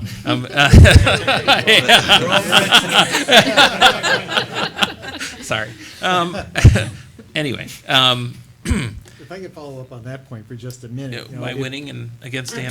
No, I'm happy to hear that, but not to get all legal and everything, but if I were the lawyer for a landfill operator, I would say, when you're talking about collective action by a number of participants in a market, another name for that is antitrust. And so that, I could see that as a way of, that someone would challenge it if it's not based on some regulation that can be shown to be valid. Right. Dan, did you have anything further? No, I think I understand, and I think that makes sense to go forward. And if you're already working with Kurt and others and sort of setting some of these standards, that's and understanding that they do have to be defensible. They do have to be standards that are rooted in some authority that you have, as well as some cognizable standard. So that's all. Jack, did you have anything further? No. Donna? So I'd like to build on that conversation and ask, instead of looking at it as a rule, how about a roundtable of municipals, landfills, and the state, and doing best practices, recommendations, very strongly on the high of prevention. Because even when you're talking in the memo that I believe Kurt sent us, he says that leachate comes from all landfills have it. And yet someone else said when you were testing 20, some had the PFAS and some didn't have leachate. Did I misunderstand what you said?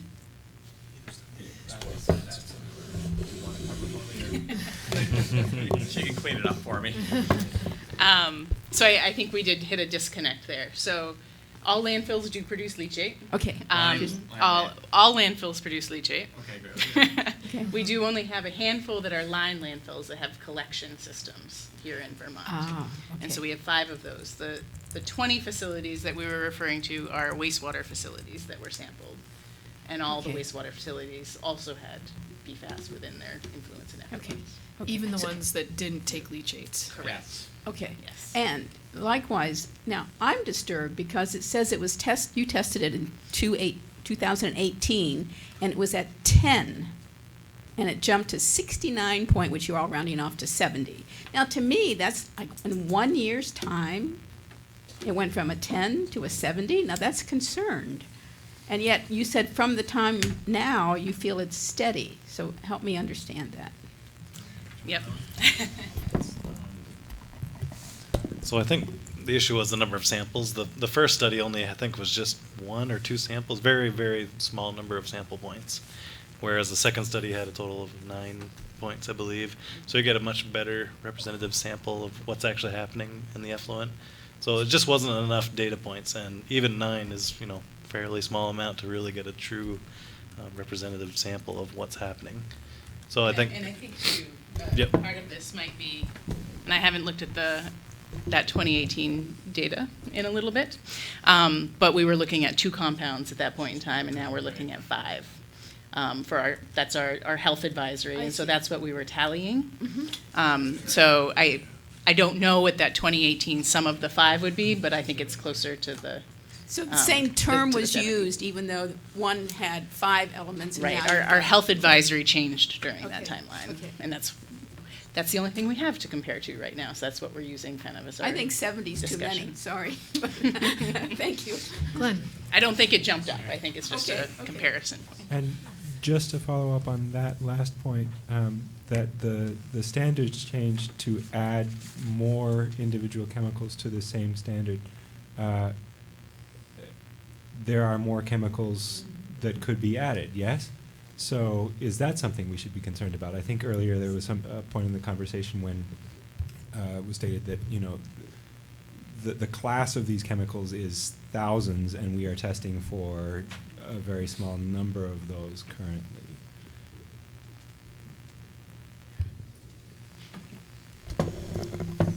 We really don't have a good answer. That's an absolutely great point, and we recognize it. The legislature did ask us to look at a way to regulate PFAS as a class. It's done in other contaminants like PCBs. You can measure for one of the aerochlors and know that if it's at that level, you can be comfortable. But I think we just don't know so much about these 4,000 plus chemicals that we think it's certainly really hard for Vermont to do that. There is pressure for EPA to look at that, but still I don't think the science is out there. But we're looking for how many now? 24. So we're looking at 24 of 4,000. And our health department toxicologist is looking at those. There's not a lot of health-based data for those. So we really can't answer that question, but it's an absolute 100% valid point. I'm going to jump in here. I have a whole bunch of questions as well. So we've talked about filtration and possibilities for filtering. I know that they're considered forever chemicals, but is there any known way of decomposing PFASs? Science is in its infancy. So one thing that we did early in the program is do a take back of firefighting foam that fire departments around the state had the older foam that had really high concentrations of PFOS. And we got all these 2,500 gallons of these pails of firefighting foam, and then we had a fair amount of opposition to, well, what are you going to do with them? Where are you going to take them? And the best science says you can incinerate them, that it will destroy it over a certain temperature. That's still under debate. So we were going to use a facility in Ohio that had some issues, and it was brought to our attention, which was actually a very valuable thing that happened. And we ended up taking it, disposing of it at a cement kiln in New York that burned at a higher temperature. But to be honest, we're not 100% confident that that destroys 100%. But the science as of today says a certain temperature will destroy these chemicals. And but a lot more study has to be done to be certain of that. I also would be worried about the chemistry of what might be coming out on the other end of the incineration. That could look a whole bunch of different ways, I imagine, and all kinds of other interesting exotic results. Okay, so that's useful. I've also heard that pyrolysis can also potentially decompose PFASs, except for that it's effectively also incineration. It's basically the same. I mean, I know it's not the same, but it's, high temperature, high pressure. Anyway, I assume that's also in the, if you consider incineration as separate from pyrolysis, that also would be effective. Yeah. Or we don't know. Yeah, we definitely don't know. We've heard from a local individual that's very excited about this technology, and at this point we just don't have enough information to say yes or no. It was not one of the technologies that the Casella's report consultant looked at, but we could ask our third party to weigh in on that. I think I also heard from the same enthusiastic individual. So in terms of reducing sources, I know we talked about furniture. I thought I read in some of the material ahead of time that these chemicals have been banned in the United States, or that manufacturing in the United States is not as common now. Is that correct? Am I remembering that correctly? Not necessarily banned. There was a voluntary agreement to phase them out, and it was PFOA and PFOS, not some of the other shorter chain. And then we have been learning that some of the replacements can actually break down into PFOA and others. So it's still there. Okay. And then also remember, when you're throwing out carpet in the landfill, it's probably 10, 20 years old, so, you know, it was used when When it was that legal. type of Scotch Guard or stain-resistant material was used Well, with and a higher concentration. it's interesting to hear that umbrellas, for example, or you know, a high concentration source. I mean, it makes me wonder if, you know, knowing that the history of this chemical is in affiliation with Teflon, then, you know, it makes me think that, like, okay, so umbrellas are kind of shiny, like they're nylon. Is there a correlation there with like the types of fabrics that one might, you know, I assume umbrellas are nylon, maybe there's something else, but that type of material, like polyesters, synthetic materials like that's the kind of textiles that we're talking about? I think it's more product use. So it is stain resistancy, water repellency, those Okay. types of activities, not necessarily material. Okay, but it's the function of material that, okay. That is interesting and helpful, thanks. And then, so just in terms of thinking about our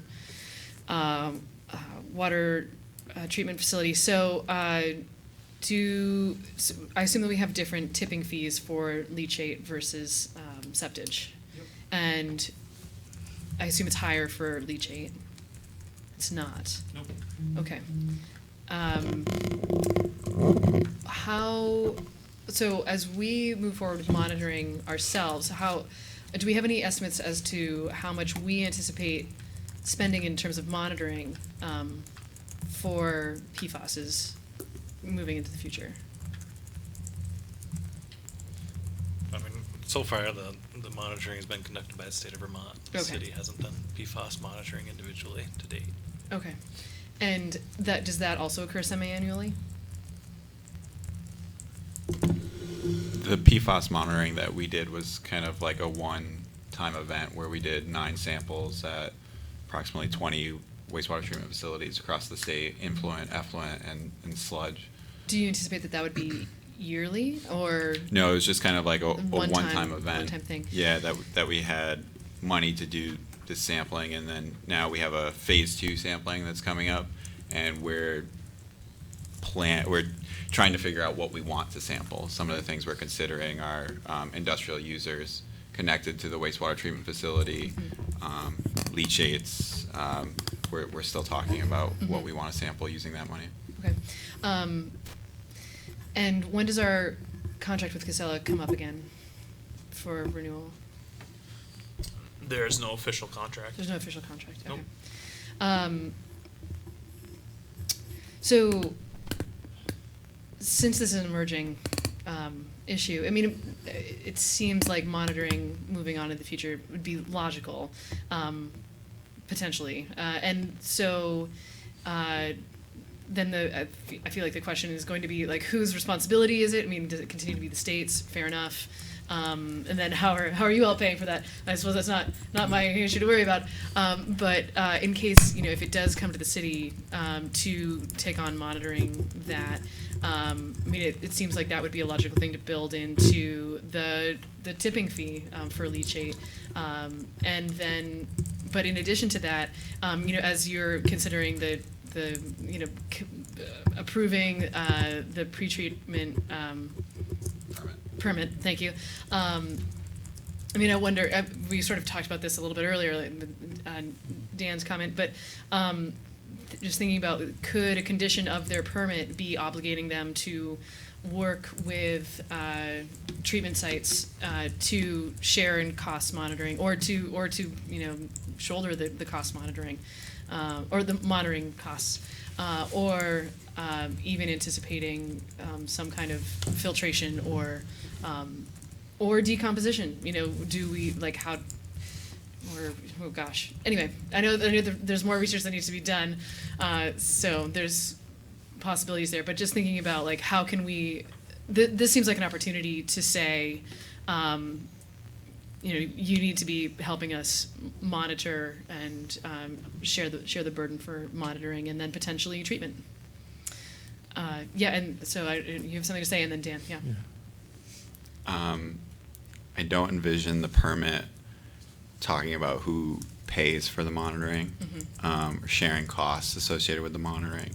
typically the way the permit works is the permittee is responsible for meeting the requirement, and however they meet that requirement, as long as it's, within our standards, is how they meet that requirement. So that I can envision something like, like an agreement or an MOU or something between the town and Casella to work out how to pay for the monitoring.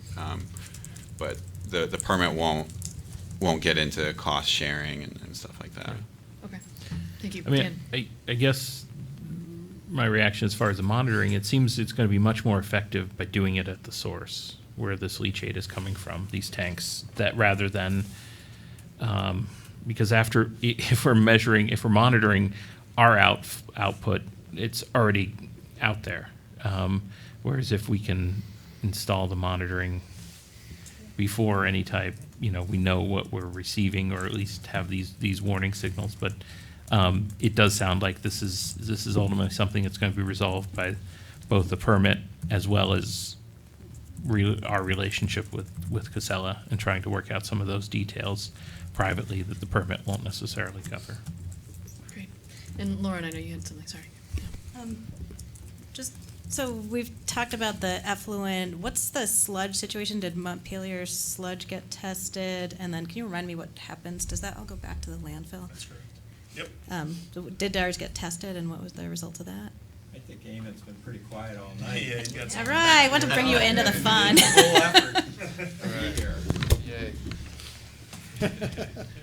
Yeah, we tested 22 facilities solids, and I won't get into the complicated nature of what happens to all those solids because it depends on how you treat it and what you do. I don't think Montpelier's was necessarily a lot higher than any of the others, and currently it is going to the landfill, so that's kind of a closed loop in a way, although that's probably arguable.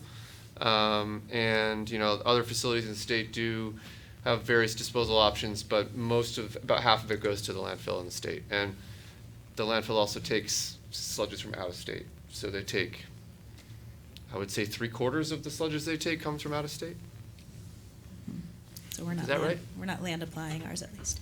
Oh, I just had one other. I guess it was kind of brought up, the worker issues. I don't know if there's any potential concern of exposure at the facility for you all, or if there's anything that you guys at DEC would be concerned about, or considerations that the facility should be thinking about to ensure that our workers are not being exposed. We don't have any concerns regarding that right now. When we talk about worker health and safety, it's mostly like vapor, like toxicity from like vapors and flammable substances and stuff like that. But we don't have any concerns with that right now. We will look into it during the permit renewal, but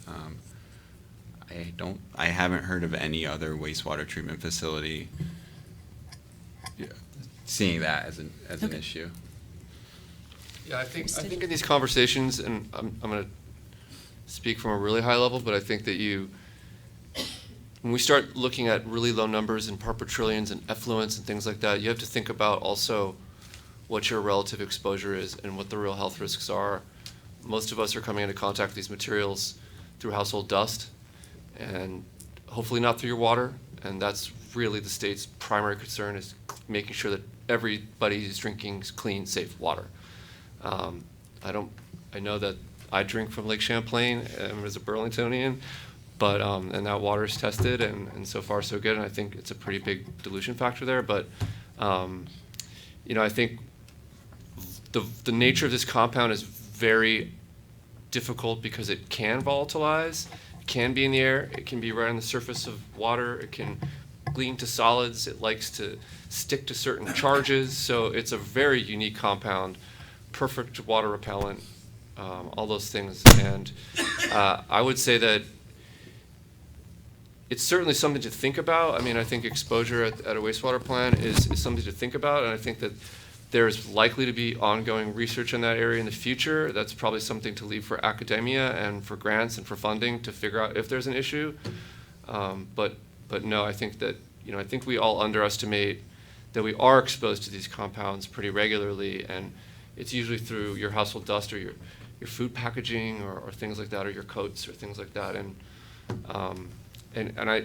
I know we made a report, and I know we presented data comparing 5 compounds to a drinking water standard, but we got to keep in mind that this is effluent from a wastewater plant, not drinking water.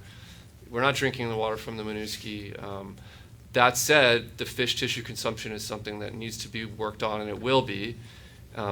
There's lots of states working on that. Well, not a lot, but there's handfuls of states working on that. And whether or not there ends up being fish tissue consumption advisories, it's too early to say. But we already have some in place for mercury and things like that at Lake Champlain that are probably already protective enough.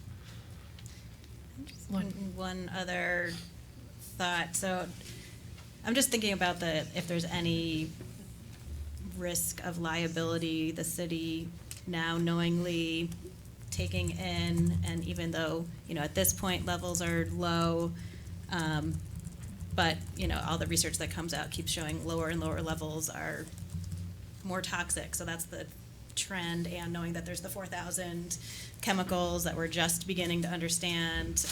So in the kind of precautionary model, is there risk of liability to the city now that we have, a memo on record and this conversation of knowing that there's this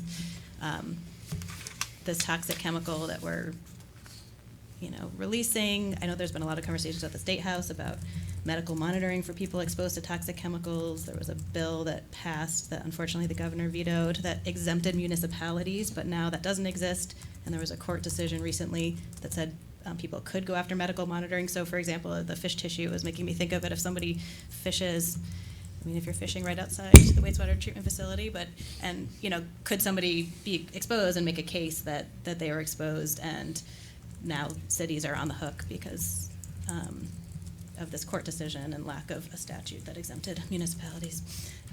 Is there any risk that the city is taking on to knowingly continue to do this? And that's not your, that's just something. I don't know. And keep in mind, your wastewater facility is passing through, right? These materials are coming to you, and they're passing through. It is somewhat similar to the landfill in a way. They're accepting garbage from everybody in the state, and it's passing through the system, and it's coming out the other end, and we have to do something with it. And it's not a perfect solution, but everybody in society is contributing to this problem, and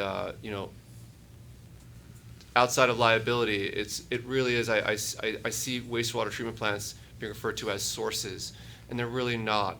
The wastewater plant is not adding PFAS in between when it goes out the back end. So that may not speak to liability, but it's a way to look at it.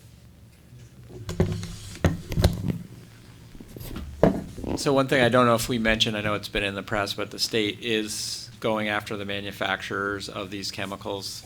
As Lauren said, there's really solid evidence to show that back in the 50s, 60s, probably even 40s, they knew the stuff was bad. So the idea would be if we were to win and were to get a settlement, we would hopefully create some funds that we could help municipalities, Montpelier being certainly a prime one, deal with this issue. But as we know how lawsuits go, it's probably not going to be anytime soon that we reach that end game. But the state is certainly committed to trying to help us get resources to deal with this problem. Any further questions? Anything else? Donna, go ahead. I just want to thank you all. You have such knowledge, and you've been so open about it. And I hope when you go to your job, realize you're very valuable to us. So keep it up. Thank you. Yeah, thank you so much. Well, thanks for having all of us, and I'm definitely proud of, these guys are doing the work, and they really deserve the credit. So thank you. Yeah, thank you. And part of me wants to go back to the high school where I teach and say, hey, chemistry teacher, you need to watch this section of the council meeting because chemistry matters. And here's an example. Dear kids, take chemistry. Okay. What's that? Exactly. Yeah. No. Here it is, like in the world, mattering. So thank you all so much. We have to ask them if they thought they'd have to be in front of city council when they got their degrees. No, definitely not. Thank you all for your time. Thank you. Yeah, are we okay for a 5-minute break? Sure. Okay, we'll take a 5-minute break.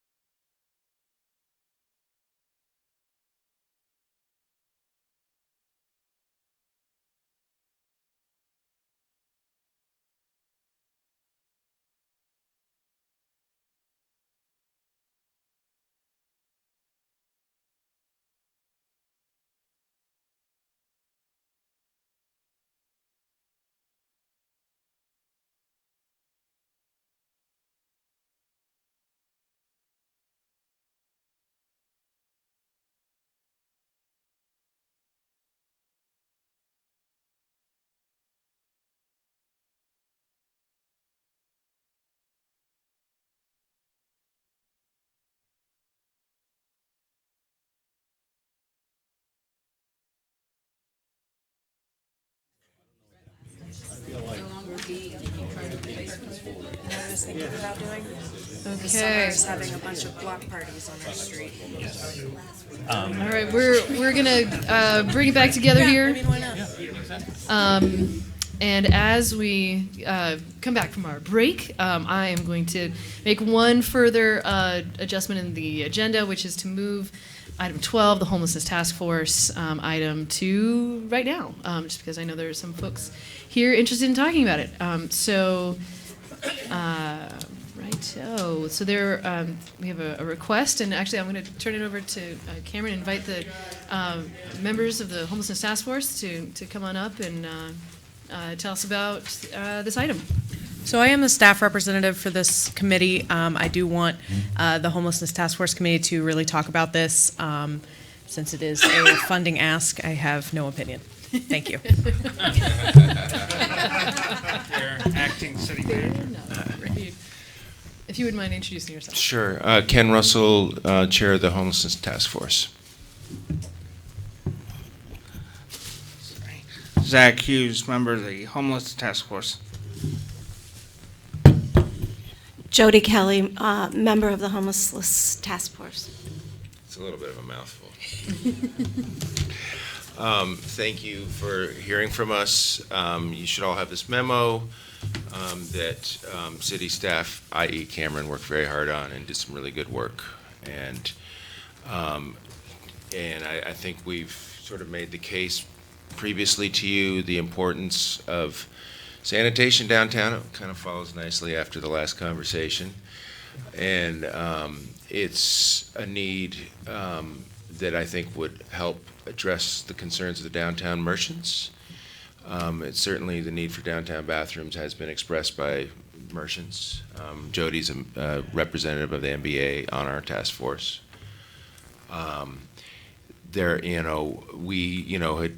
We came up with a couple of citing ideas, and based on the mayor's feedback today, we want to make sure that one of those bathrooms was near the downtown, near the business downtown, which makes good sense. And it's a porta-john. And I think it does seem like it would be really good for the vitality and quality of life downtown for better public bathrooms to be put together in time. Somebody had mentioned, the information booth. It probably belongs to the state, but it would be a beautiful building for it. Something to think about. I know that people have asked about the transit center. I know the GMT owns that. I don't know what what sort of negotiations could look like at some point, but we do appreciate Cameron and Bill's responsiveness on this topic. And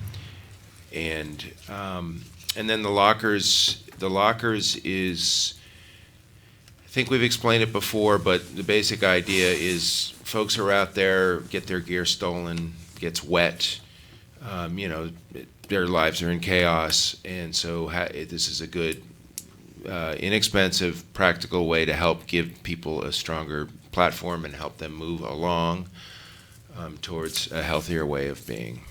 So, do you want to add anything? Yeah. So I represent the Montpelier Business Association, and recently I sent a survey out to the business community asking them what they thought the most pressing issues were with regards to the homeless situation. And many of the, consistently it was the accessible bathrooms, 24-hour accessible bathrooms. Many of the businesses, including myself, spend a lot of time cleaning up, excrement from our sidewalks, from our yards. It's not only a terrible eyesore, but it's also a human health hazard. We have laws against public urination and defecation, but there isn't a solution. I think it would be fair to say that most people would choose to be inside a bathroom than to lose their dignity having to go to the bathroom out on the sidewalk. It isn't any mystery that we all need to void. If we don't, we die. And so we really definitely need to give people the opportunity to do that in a dignified and a health-conscious way. sorry, I lost my train of thought here.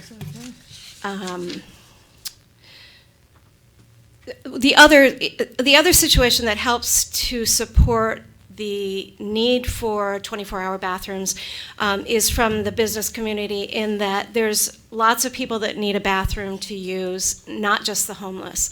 Our businesses sit right within the farmers market, and which is a wonderful place to be surrounded by. It's such an amazing event. From spring until fall, and we really love to be there and be in the hustle and bustle. But last year during that time, on a Saturday, a 4-hour period of time that the farmers market was going, we would have, on the average, 20 people come through our front area into the bathroom and use it. And it's not that we had said they could use it, but the vendors decided that that was what they were going to do. And I love farmers, but they wear big, muddy boots, and they tracked that through the hospital, and I'll tell you, my staff was just like, enough, we're not doing this any longer. So we did, towards the end of the season, just say, you guys, we can't. But the problem is they'd have to walk to City Hall to use the bathroom, and they can't leave their stands for that long. So there's definitely, the situation for them also is to have a reliable source, which it makes sense for one of the bathrooms to be down on the Taylor Street area. And then the one other concern would be monitoring it, keeping it clean. If we have, we have a lot of tourists in the area, and they love coming to Montpelier. It's such a wonderful place. But we don't want eyesores. We want to make sure that it's being monitored, and, last thing anybody needs is to go into a bathroom that's really dirty. So that's the viewpoint of the businesses. Right, and just to be clear, that this is, a stopgap measure, and what Cameron found is a company that does service the units once a month, but we're looking at more frequent. And Zach, you have some words. Yes, I do have some words. I did end up sympathizing with the business community on a Sunday. I was transiting through the main street, and the strong smell of urine was very present, strong. It wasn't just in one area. It was straight down to the corner, and I even let Ken know immediately that I was concerned and that we needed to prioritize this. I think I've also heard from others, what are we doing about those bathrooms? Because, and I've even, ever since joining this committee, I've had pictures of myself being out there. What would I do in those situations? And I think it's, I have to agree with my colleagues here that it is an important issue. Lockers are equally as important, as the people a place to store their belongings. Basic stuff. We're not talking about the grandmother's photo album. We said that today. But a basic, dignified way of doing it. And I continue to thank the city and the city council for working on this process with us. We are the leader here in this right now. And so I just thank you for that. And I want to close real quick by just thanking Glenn for his service on the committee. Okay, I know, and he said he was welcome to come back if he wanted to. Said he was done. Okay, so we really appreciate that. We would invite anybody to come by the committee during our time, because I think learning about the processes and stuff is really important, and especially when you have new counselors come on, that would be really cool. So thank you for your time tonight. Connor. So I think the first thing that comes to mind is we probably all agree once a month service in the portable bathrooms is pretty insufficient. So the question might actually be for Cameron. What city staff would be responsible for this? And None. do they have the capacity? No, so the proposal would be to have a company provide the bathrooms of the porta-johns, so it would be monitored and cleaned by that company. It would not be coming from city staff. So that was something we could definitely look into if we contract out with for the service, how often they're coming and servicing the bathrooms. Okay. Right now, I'll echo. Go ahead, John. Dan. I'll echo Connor's I'll echo Connor's comments, because it could be worse than having none if they're insufficiently monitored. Having been on many a camp out. Donna. So that means the price we have is a once-a-month monitoring price? That's what they quoted me. So that's up for debate. If that means we, if this money is approved, we go into contract, maybe it would start in April instead of March, just to fit within that budget constraint. I just want to note the location of the porta-john on Taylor, well, it says near Taylor Street or off the bike path. Just where the X is at that point is probably, I would advocate that it not be quite exactly there, just because that is, I mean, that's the site of the new Confluence Park, which I know was still in progress, but that's it's kind of a vista right there, and so it would just be kind of I think it'd be an odd place to have porta potty there. I think once we get this, if this is approved, if y'all do approve this, we can work with staff. Yeah. Like the committee can work with staff to come up with a more appropriate place in that area. Yeah, and I agree. I think having it somewhere in that area, that makes sense. And to be fair, we, you know, that's a piece of property that we own, and so it makes sense for it to be somewhere on that piece of property. We don't have to ask anyone else's permission, but there it may. I mean, who knows? There might be another landowner that would be willing to host it, knowing that it's going to be serviced by somebody else, if it's in a logical place. So I just want to keep that option open, depending on who might be willing to, if there are other places that might be willing to host it. Other comments, Jack? I think there's a real need for this.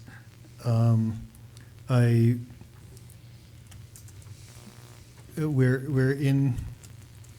faced with the situation of once again having a request for city funds not, you know, outside of the budget process, and so it's a small funding request, but has the city staff identified availability of funds and source of funds for this? I've been told by our finance director that we could make this small amount work within our current budget. Thanks. Another question that occurred to me looking at the, should we talk about the bathrooms first and then the, okay, I'll hold the other question. Are there any comments about? Oh, yes, go ahead. Sorry. The only other thing is, I mean, this is very clearly a temporary solution. And has the committee talked about more permanent solutions? I mean, Just roughly, you know, speculatively. I mean, I mentioned, you know, that information booth looks like a nice, you know. You could, I think that has been used as a. Yeah. Well, yeah. Excuse me. But no, I mean that. I mean, no, not really in detail. And again, I think this is a good partnership with the business community, a good common cause. Right.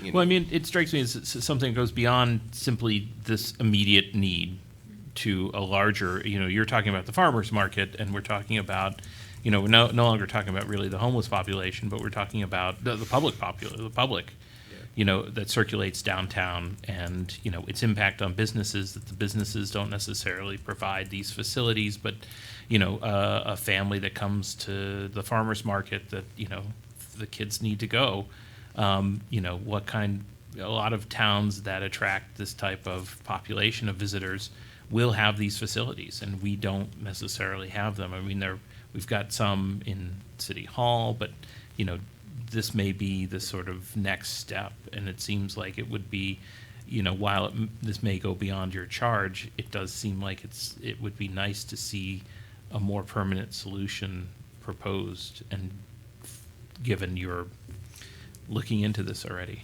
Okay, so we'll be renamed the Homelessness and Bathroom Yeah, Task right, Force. right. But I mean, it does seem, I hate to put my dirty work on you. But at the same time, I mean, I think that this is, this meets your solution, but I think it can have a broader. Okay, yeah, and I think that's, and frankly, it's, I think for us, it feels good to, this is a solution that just is a no-brainer, and certainly in response to the merchant complaints or concerns, issues. So I think we speaking not for the whole committee, but it sounds like we should, that makes good sense. Did you have something to add? Yeah. Hi, Mike Miller, Planning Director. So I hate to be the one who's going to be showing up to go and let you know this is not the first time that this has come to my office, and this actually hasn't come to my office. But you can't have porta-johns in the floodplain. It's just a flat-out no-no. It can't happen. That makes sense. We did move one of, like, the task force did have a first proposal that did have a porta-john in the floodplain, and we were. Because Confluence Park would be in the floodplain. Okay. So obviously, this is why we have not, I mean, this is a proposal, and we will make sure we work with you and get that cleared. Yeah, it's, it's the floodplain is a very large area. I mean, for State Street, it's going all the way out to the pit. So from the river to behind all those buildings is the floodplain. There's less floodplain as you go down Berry Street. So as you go down Stonecutter's Way, there's portions in Stonecutter's Way, but that's away from the farmer's market, and that's away from the downtown solution that we're looking for. There are ways of getting around it, but it's something, again, it goes to a more long-term solution. You have to build up and elevate where you put the porta-john onto something. We've talked about, well, it would have to be on a platform, elevated, and once you're doing it, now you're talking needing to have the ramps to be ADA accessible and all these other pieces. So it can be done in the floodplain, but it has to be elevated above the floodplain, so in a flood, it doesn't discharge the waste. And other communities in the state can kind of get away with it for a little while.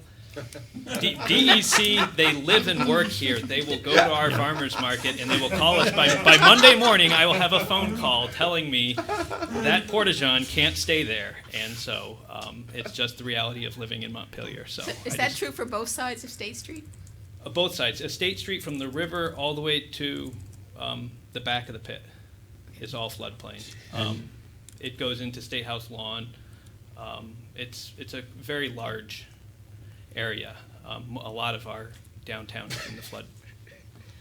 And it's weird to think of it, because you think when you get up to where the transit center is, it's actually uphill from State Street. Okay. So it's actually a kind of a weird thing that actually you're almost out of the floodplain at the So I riverbank. think that's my question, because on this little map in the memo, there's the two places marked are one right across Taylor Street from the transit center, I think, and then down in Confluence Park. Am I understanding that right? So at the transit. So I didn't think that little balloon was. I thought that balloon was just consequential of, like, we're just trying to find this location. Yes. That was not like we're putting a porta-john at the place with the balloon. Does that make sense? So it does make sense. I think I was reading it differently, and I should have figured this out in the task force meetings all this time we've been looking at this map. But to me, location one near Taylor Street off the bike path was the balloon. The second one to me was location two, we don't know, somewhere near downtown. And that was the first, the X in the Confluence Park, which is obviously not going to happen. But the Taylor Street possibility also is impossible? I believe they would both be in the floodplain. Unless we put it on like a fire tower. Yeah, unless it's elevated in some place. Well, so would it be appropriate to ask both planning and DPW to work as staff with the homeless task force to offer other locations to the city council to consider, or Do you? We could certainly provide maps, or if there's locations that you're thinking of, would this be in or would this be out, we could certainly go with that. And if we're looking at a larger, elevating something so it's above the floodplain, then we can get some, the new transit center was built above the floodplain. So if you're looking at the floor of the transit center, if you were going to elevate something in that area, you'd be elevating to about where that floor is. And certainly if you were standing there looking towards State Street, it goes down to State Street. So if you're right on State Street, it's going to be something that'll be, 4 or 5 feet up in the air. Langdon Street, Court Street. Those are fine, definitely 3 or 4 feet. It would be maybe even more than that on Langdon Street because of the north branch. That's a flood from the north branch, so that's right on the river. City Hall as well. Yeah, we're floodplain. Okay. Yep. Pretty much everything. But we're in a building, so we fall under different rules. So I think my question at this point would be, does it make sense to approve this money now, anticipating that you'll figure this out, or should we wait until there's a location before approving the money? And I don't have strong feelings about that. I'd have stronger feelings to let's find locations for these things to see, given the limitations, because it may push it so far out that either one or two doesn't make sense anymore. Yeah, I don't know, but depending on your agenda, we could probably get the floodplain map tomorrow and go from there and do some thinking. It wouldn't take much. That's right. Lauren. And maybe in that we could get to Connor's question about the maintenance, see if that would change the estimate, so get that answer as well, so we could have a more solid understanding. Okay. And so let's anticipate having you all back at a future meeting. Is there any consideration for the lockers as a separate ask? Well, yes. So just wanted to make sure we dealt with that first. Sounds like we're generally in agreement about the Just one other thing about the bathrooms, I'd like to see staff talk to GMT and why that facility isn't open more, both for riders and other people. Because the City Hall is 24/7. Even if it's not 24/7, it's a lot of hours that buses pass through there. And I think we should be encouraging them to staff it. So that would give us 2 ready-made inside bathrooms, then we can supplement it with porta pots. Yeah. Just to be clear, I don't think City Hall is open 24/7. There is a Police bathroom, station. police station, 24/7. Sorry, did I say City Hall? Police Okay. station. Okay. Cool. Yes, Lauren. One more clarifying question that kind of goes to both the lockers and the bathrooms. Could you just remind me, so we had allocated we had approved up to $10,000 to open the shelter early. That whole amount was not spent because of the time lag in getting it open. And then we got the good news that the shelter can open early. Is that whole $10,000 has been allocated for the shelter for both ends of it, or what's the status of that money that we had previously already approved? So the shelter is still open and plans to stay open to the end of April. So I won't know what that funding looks like, where that money's at. It might cover it but I don't know until the end of April. But that's being held, that For that, 10,000 yes. to, thank you, yeah. Mm-hmm. Okay. Any comments on the lockers? Check. I think it's a great idea. As I was looking at this, again, as a legal aid lawyer whose career involves a lot of the time challenging what government is doing, I think I'd like to see there's some stuff that just wasn't clear to me that I think needs to be addressed. Like, didn't see here how many lockers there are, which is one point. Another point is, assuming that there's more demand than there are lockers, how would the government decide who gets them?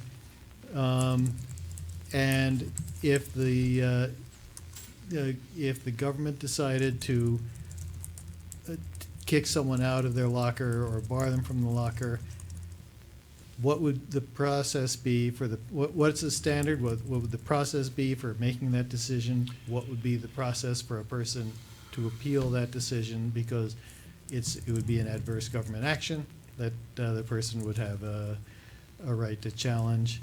Possibly. Possibly, right. You guys lawyers or something? Yeah, but I think these are questions that should be addressed. No, that's, points well taken. Yeah. No, those are good points. And it could be something as simple as first come, first served, up until there's all the resources is fully used up. You know, there are government programs that are like that where there's a certain amount of money appropriated, and when that's all spent, the next person, even though their need is as great as the person ahead of them online, doesn't get it because there's no more money. So in terms of that initial allocation, would a lottery suffice to be equitable and fair? I think it might, yeah. And then the other thing is the appeal if you get kicked out, and make sure that there's due process, or? I would want to see some kind of due process protection, yeah. Okay. Well, or at least, I mean, it may make sense enough, sorry, jump in, is No, that that's okay. whether or not there is, I mean, due process is due when there's an interest involved, whether it be a property interest or a liberty interest, and they may not have a property interest in a gratuitous rental locker. And it may just not, I mean, there's no reason to necessarily add it if there doesn't have to be there, but if we don't have it and it has to be there, that's where we get into trouble. And understanding what interests are created, because I'm sure other cities have done this before, and you know what process. I'm sure we can just crib from something that's been effective and that's been tested to a certain extent, so that we don't end up in a situation where, you know, the last thing we want to do is do something nice and then end up costing ourselves a lot of money to When one of the other lawyers in my office sues the exactly city. exactly.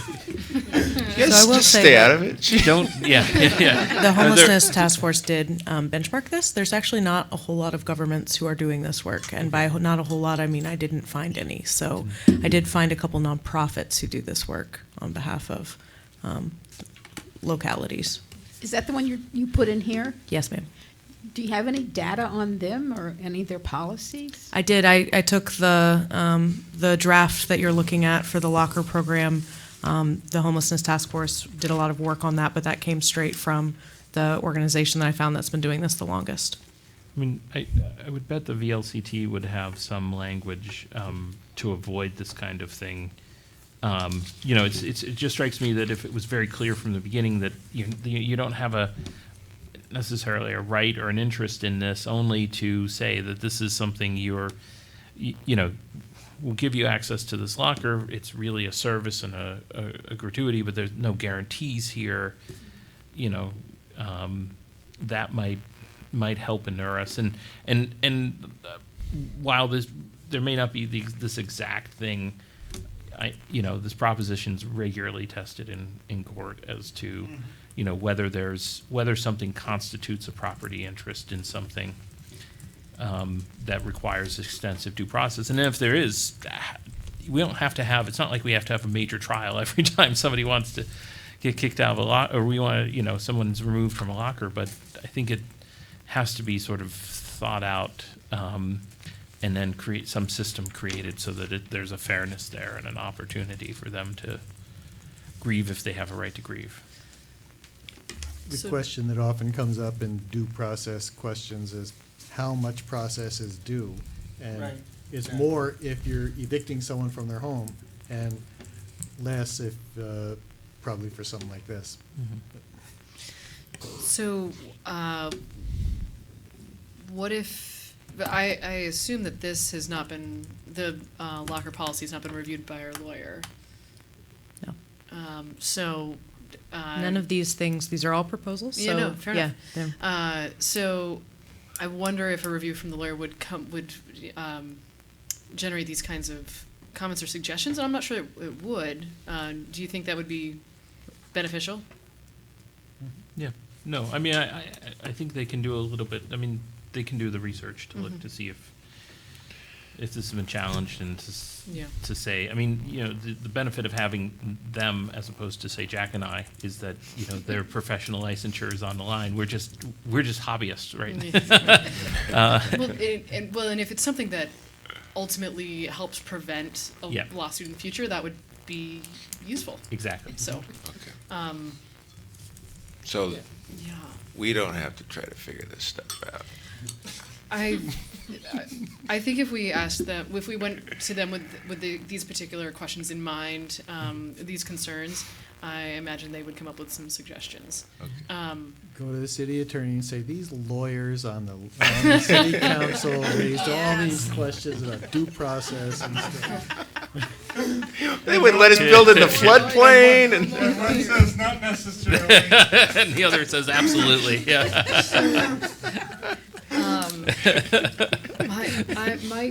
Sorry, Donna, go ahead. No, I have a different kind of question. It has to do with, when you did the budget, Ken, you didn't use a number to get there, like how many lockers you were thinking of, at what cost? Or did you just pick a number?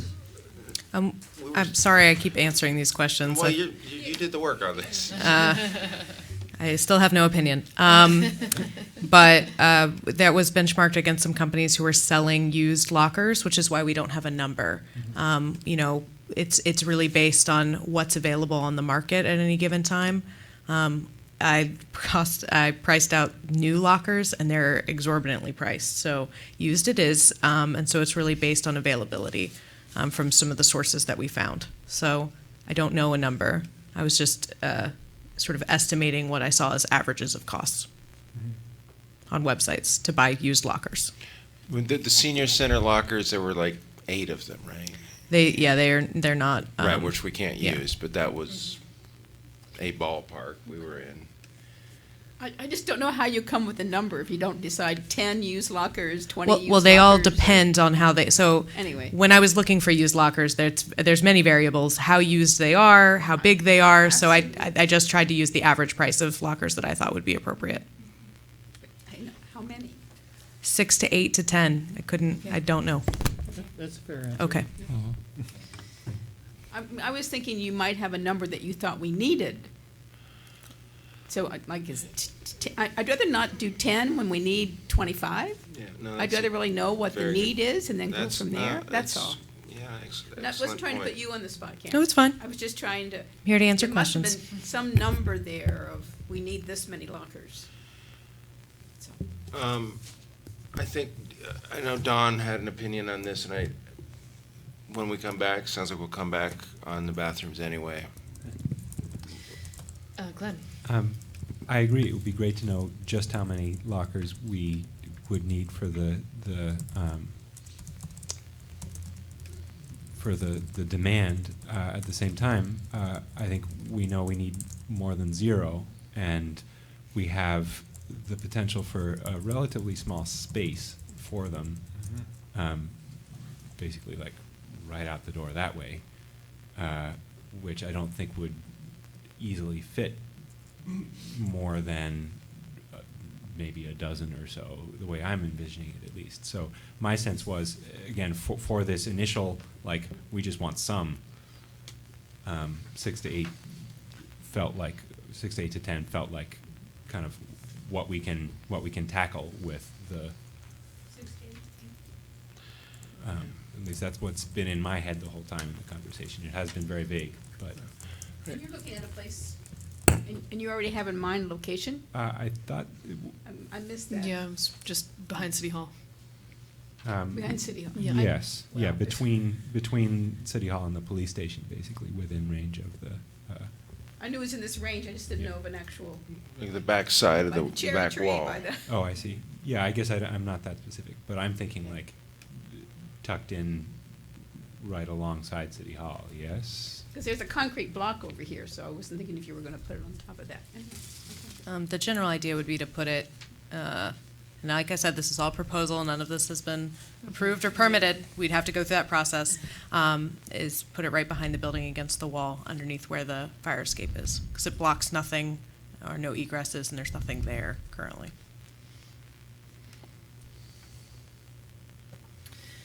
Okay. Fair enough. So it sounds like you all are going to come back anyway. And I think it would probably, I think even with the lockers, it would probably make some sense to come back with some information about that. Does that seem fair? Yeah, thank you. Yeah. Okay. Appreciate it. And yeah. this is all part of the process, and Yeah. I think it's all of this is great thinking and a good idea. So. Well, thank you very much. Yeah. I appreciate it. Thank yeah. you. I'm hoping you feel our support. No. Sorry for all the questions. I mean, just before, you mentioned GMT and those, a lot of people said it's a no-brainer. Why isn't that facility hosting lockers and bathrooms? I mean, at one time, we talked about lockers for bicyclists, so they could bring their bike in, stow stuff, even showers. I mean, there was a lot in the vision that didn't happen, so I think we should still revisit that. Yeah, if you can't turn the bus around, maybe you could have a locker. I want to make sure I don't forget to say this. I'm just thinking about that tree that's behind City Hall. Just want to make sure we protect it somehow. In Noted. consideration. Thank you. Yep, that's all. Okay. All right, so we're jumping back to item 7. Thank you all, by the way. Thank you for your time and your efforts on this. All right, so to the Central Vermont Solid Waste Management appointment. Donna, come on up.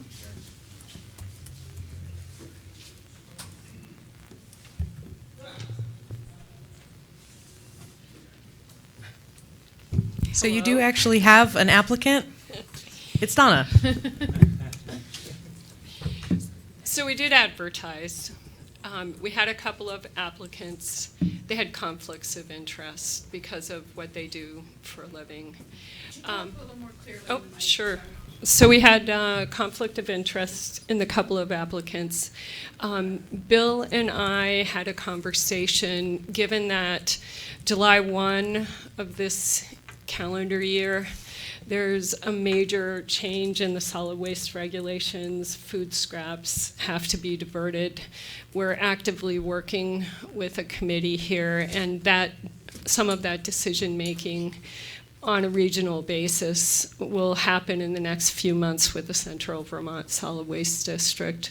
I did offer as a staff person to be willing to fill that position until a resident could be found. I have a long history of solid waste management, several different states, here in Montpelier with the Central Vermont Solid Waste District for 15 years as their executive director.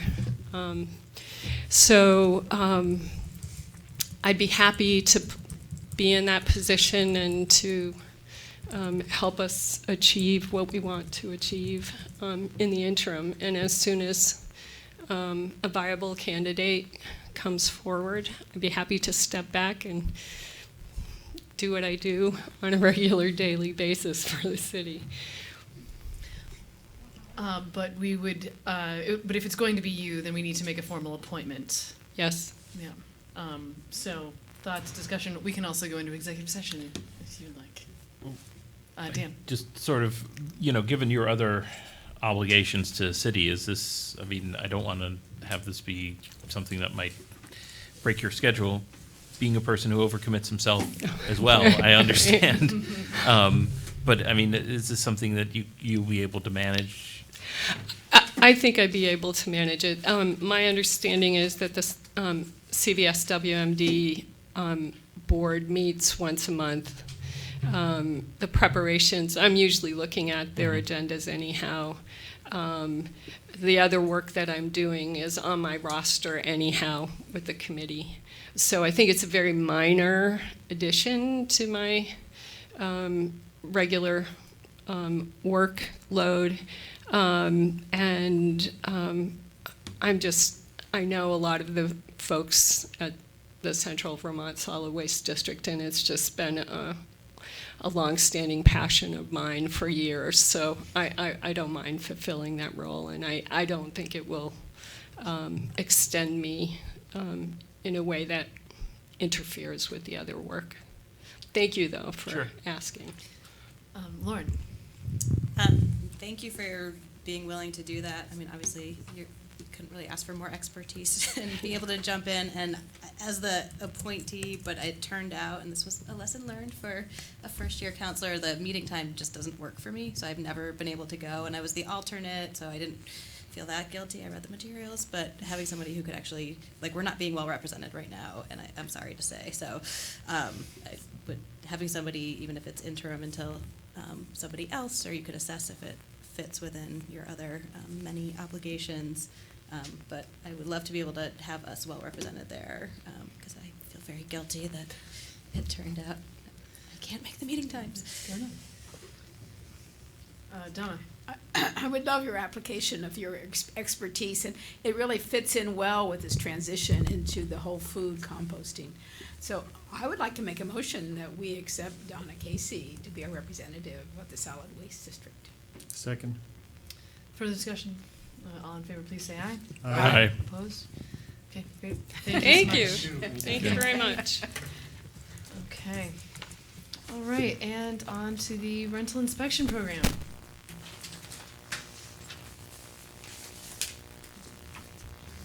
Welcome. Hi. So Mike Miller, again, Planning Director. So I'm here to talk about something that Kevin Casey, our Community Development Specialist, had been working on, which was the rental inspection. So this was one of the tasks, one of the actions that was on last year's list of things that we were supposed to look at. And it was an inventory or survey of rental properties in the city to determine if rental units in the city meet minimum housing standards. And so this has been kind of a little bit of a challenge. As somebody who worked in Berry City and managed the rental inspection program over there, rental inspection programs are really looking at whether something does or doesn't meet minimum housing standards, not whether it meets a certain level of quality. Are people getting a good value for their dollar? It's really about, is it meeting minimum housing standards? Do they have refrigerators and stoves in the kitchen? Do they have GFI outlets in their bathrooms? Do they have smoke detectors? Do they have locks on their doors? What Kevin put together and what you have in a memo here looks at, puts together a proposal, because before this is going to be a labor-intensive process, we wanted to make sure that we kind of put the process out. This is what we're going to do. We would inventory 30 units, and we would do it in a random sample, and we would then be able to go through and analyze those. And so we wanted to make sure before we did it that everybody's on board with this is the inspection sheet we would use. These are the number of things we would be doing. So if the council does choose to move forward with this, we've got an approved process to move forward. So Kevin did prepare this. It is rather labor intensive. It will take away from other activities and duties that he's doing, but it is something, if this was still the council's desire to move forward, here's a proposal that we could do to fulfill what was on last year's strategic plan for this item. And I guess I'll leave it open to questions. I mean, I'll just kick it off. I'm really interested in this program. I think it has a lot of value. I think a good blueprint for it is laid out in this memo. But we can't be adding like 120 hours to some of our staff here, especially Kevin. Kevin's he's like a bumblebee there. He's everywhere with his hands in so much. So I think anything worth doing is worth doing right. And I think I would take issue to sort of, just doing it halfway here. And I think if we're going to do it, let's do it through the budget process. Let's have somebody come in and do it. Let's add a part-time staffer if we need to, because we're going to have higher staff turnover if we keep burning them out with all these new projects. So that's just where I'm coming from right off the bat here. So interesting you brought that up. I was wondering if this would be a good project for like some kind of an intern or Vista AmeriCorps kind of person. I don't have any vistas on my.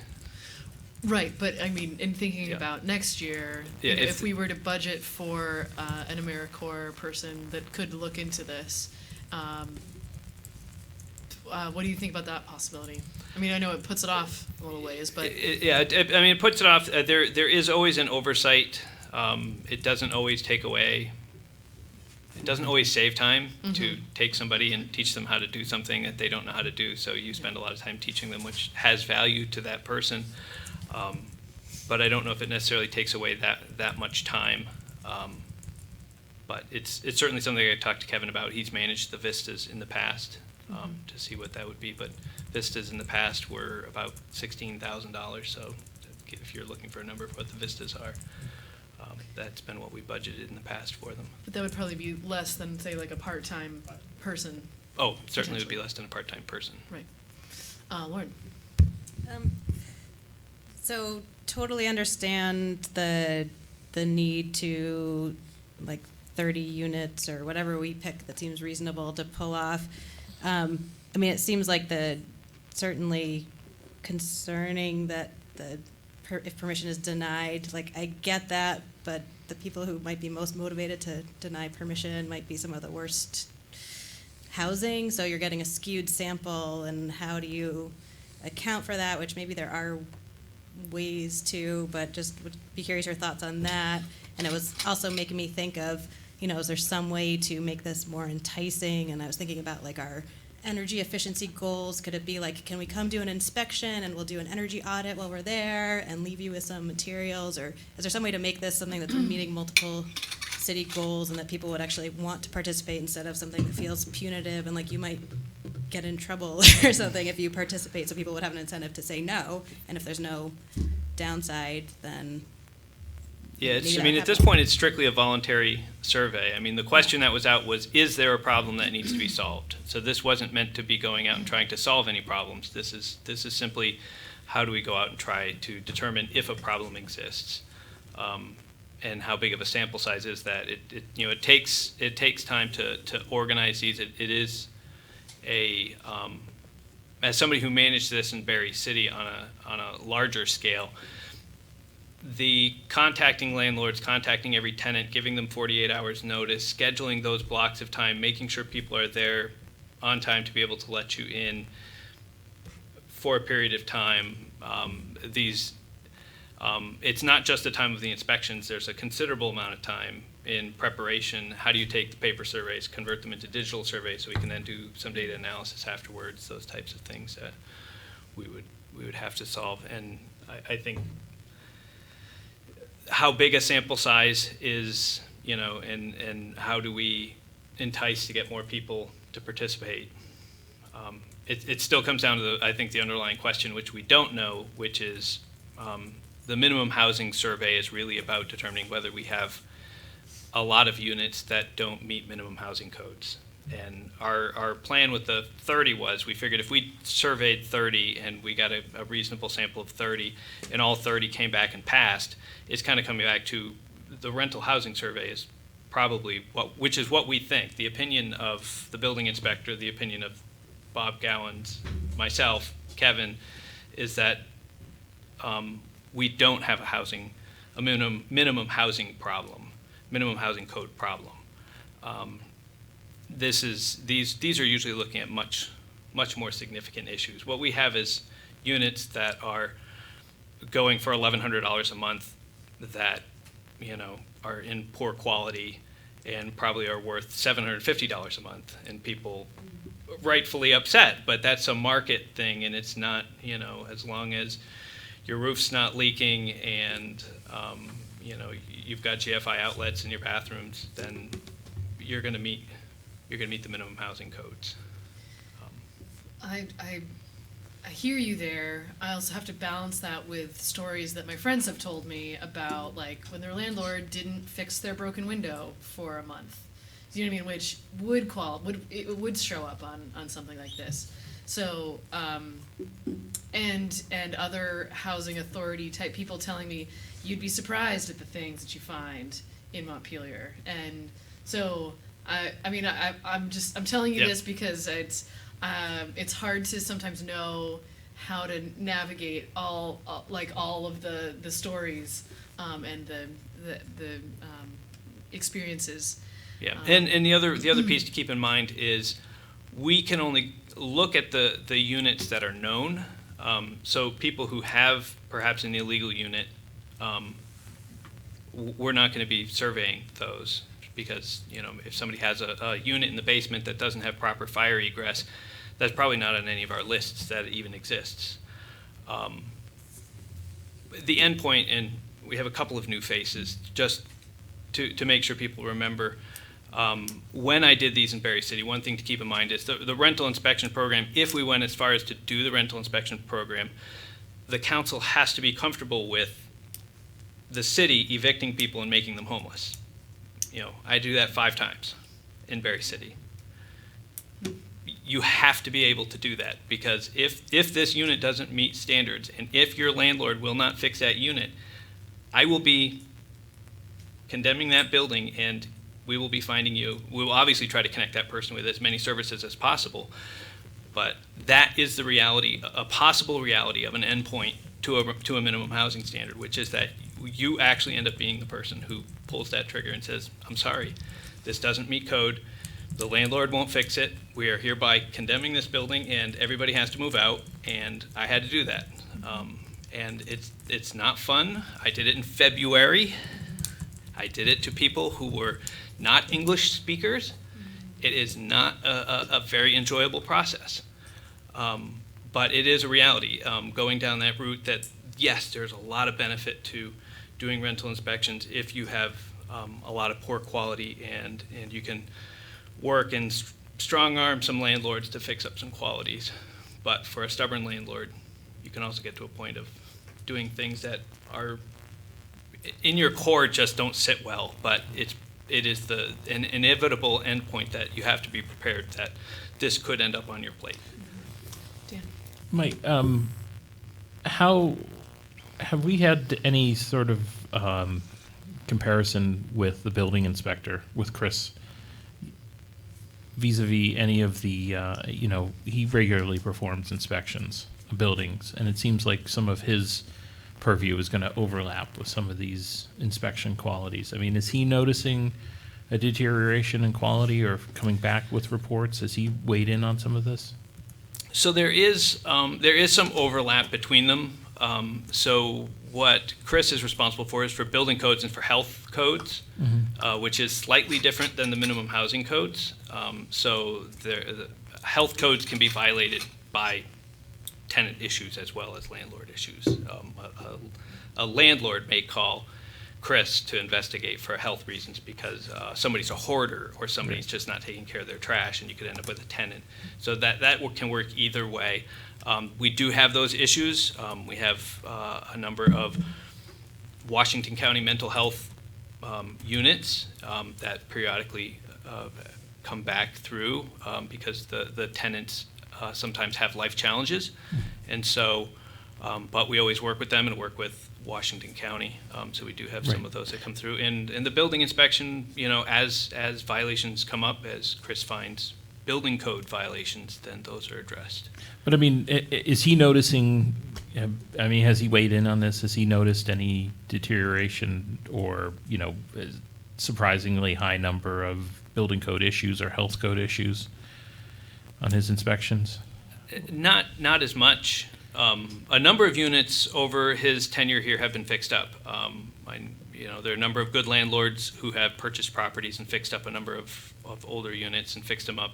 That's not to say that there are a number of units that are deteriorating, but I think I don't know what the ratio would be between the bad ones that have been bought and fixed up. Right. And I mean, the reason I'm asking is, we do have the rental housing code in the state that he enforces through the Department of Health, as well as our own building code. And, wouldn't a better effort to sort of get out the word to tenants that this resource is there if they have an issue with some habitability or some quality, smoke detectors aren't installed, or the water doesn't always run, or even, I mean, I know the housing code even talks about like 65 degrees that it has to maintain a minimum, like 3 feet from the wall and off the floor kind of thing. I mean, isn't that a more effective way rather than this sort of survey to sort of actually get out and fix some of these issues? I'm sorry, Yeah. that's a loaded question. Yeah, there is a lot there, and Chris does a lot of these. We will get these calls anyways, so we will get calls from people. Some things we do address, some things we don't. Right. There's certain ones. There's some mold in the bathroom or something like that. It's that may or may not fall into the health code. And he does, if somebody calls and says they don't have heat, he's going to go out and take a look at it. It's just, Right. if we get a call, whether it's Bob Gowan's, and, sometimes it's related to other issues, but it's just something that we're going to check up on it, and we'll make a determination if it's something that we deal with. Right. But usually if people have a question, they can always contact the building inspector, and we can find out about going in. I think your point is well taken, though, to really work on our communication with the public about what their rights are as tenants. Yeah, I think the issue that has come up with Chris, and because you're sitting new to the council, is Chris has been is a fabulous resource and has been tasked with many things, and Right. has been doing a lot of work over the past couple of years. So his workload is overwhelming. So Sure. Well, I mean, but that would be a logical place if we need to expand that to expand his function, because I understand he takes care of new construction, he takes care of existing construction. I've tried to get a hold of Chris, and I know how difficult a man he can be to reach. But it strikes me that this may be an issue that we already have an effective solution to, and if we can increase, awareness in the community for those kind of things, I don't know where doing a survey is necessarily going to be an efficient or effective use of resources. And it comes down to the question of whether you want a reactive or a proactive process. The rental inspection, the idea of a rental inspection program is that you're going to be proactive. No tenant has to worry about any retaliations because there's going to be a random inspection. Those inspections are going to come through every 5 years, so it becomes a proactive inspection and doesn't put it on it. We can use the departmental resource. Now, whether we have enough resources in that department, we can talk about separately. But certainly, a building inspection would be a place where we could do some reactive, where if on a complaint basis we can, which we do anyways, on a complaint basis, go and investigate for any building code or other violations. Jack. I started working in tenants' rights work in the early 1970s, and I was one of the people who worked on the committee to develop the proposal in 2004. And I really have always thought that the only way to effectively enforce the housing code is to have a universal and periodic inspection system, because it, with a backup for complaint-driven inspections, because if as Mike said, there's a serious concern about retaliation, and landlords do retaliate against tenants for complaining about the condition of their homes.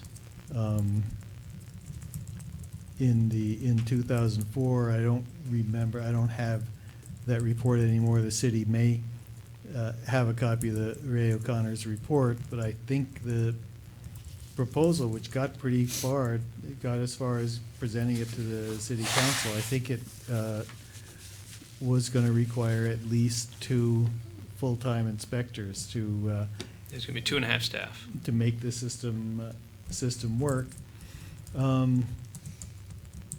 And it just got to the point of the council not being willing to devote that amount of money to make that kind of inspection program run.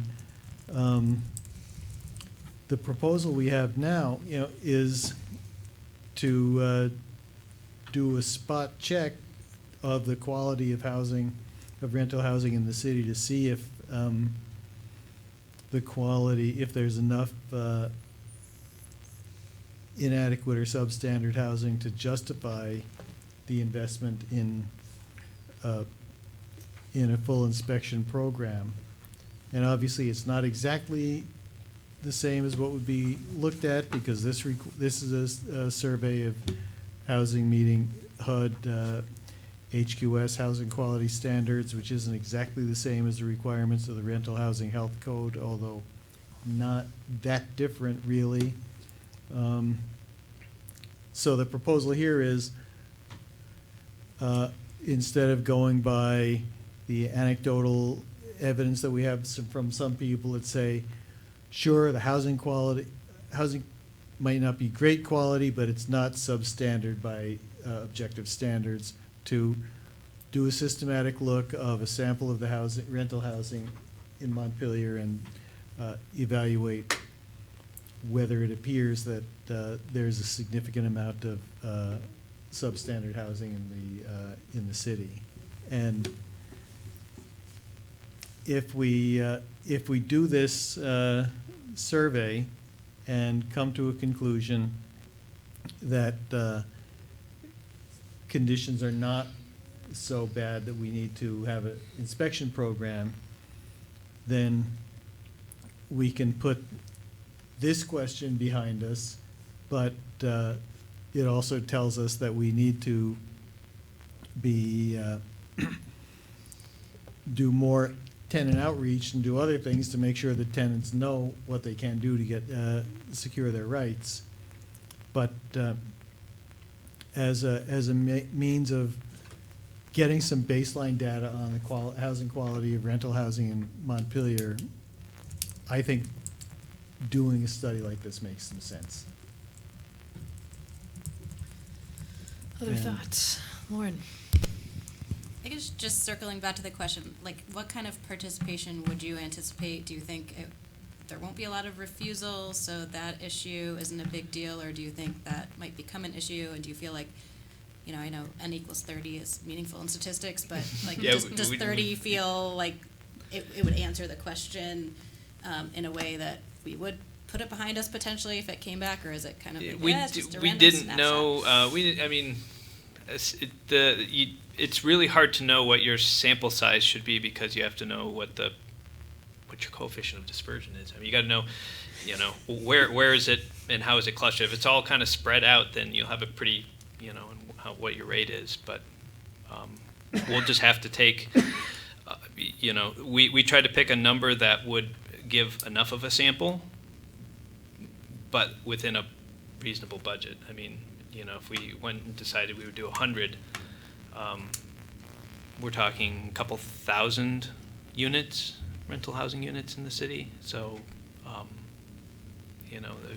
I think if statistically, we'd probably need to have a lot more to have it statistically significant. But if we did 30 and found 12 that had major problems, then we probably are having more of a problem than we thought. If we do 30 and we end up with 6, but they're all relatively minor, easily fixable, they're all good, but this one here should have an electrical outlet and it doesn't.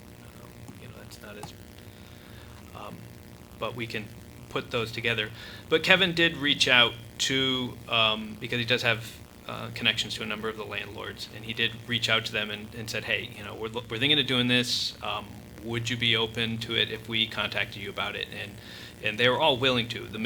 We've got probably 5 major landlords that probably are a majority of the units in the city. And for the most part, they were willing to cooperate with the survey. Again, they're not going to be, even if we find a violation, we can't enforce the violation. We're just going in and doing a sample and doing it. The tenants themselves would also have the right to refuse, so it's not just the landlords. The tenants may go and feel they don't want to cooperate as well, so we'll have to see. Glenn and then Jack.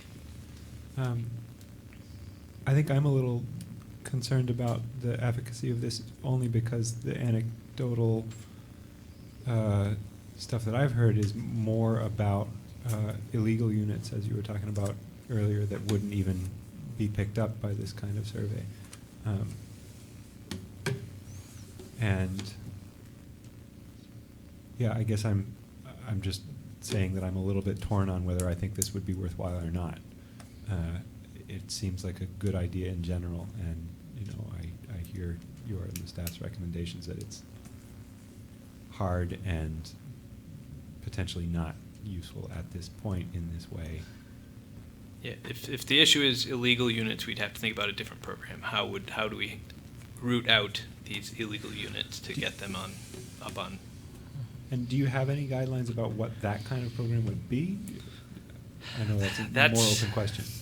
I mean, the best avenue for that would be to tie it into the reappraisal, because in a reappraisal we go in and see the insides of every building. It's very difficult for us to get access to the insides of a building unless we're invited in.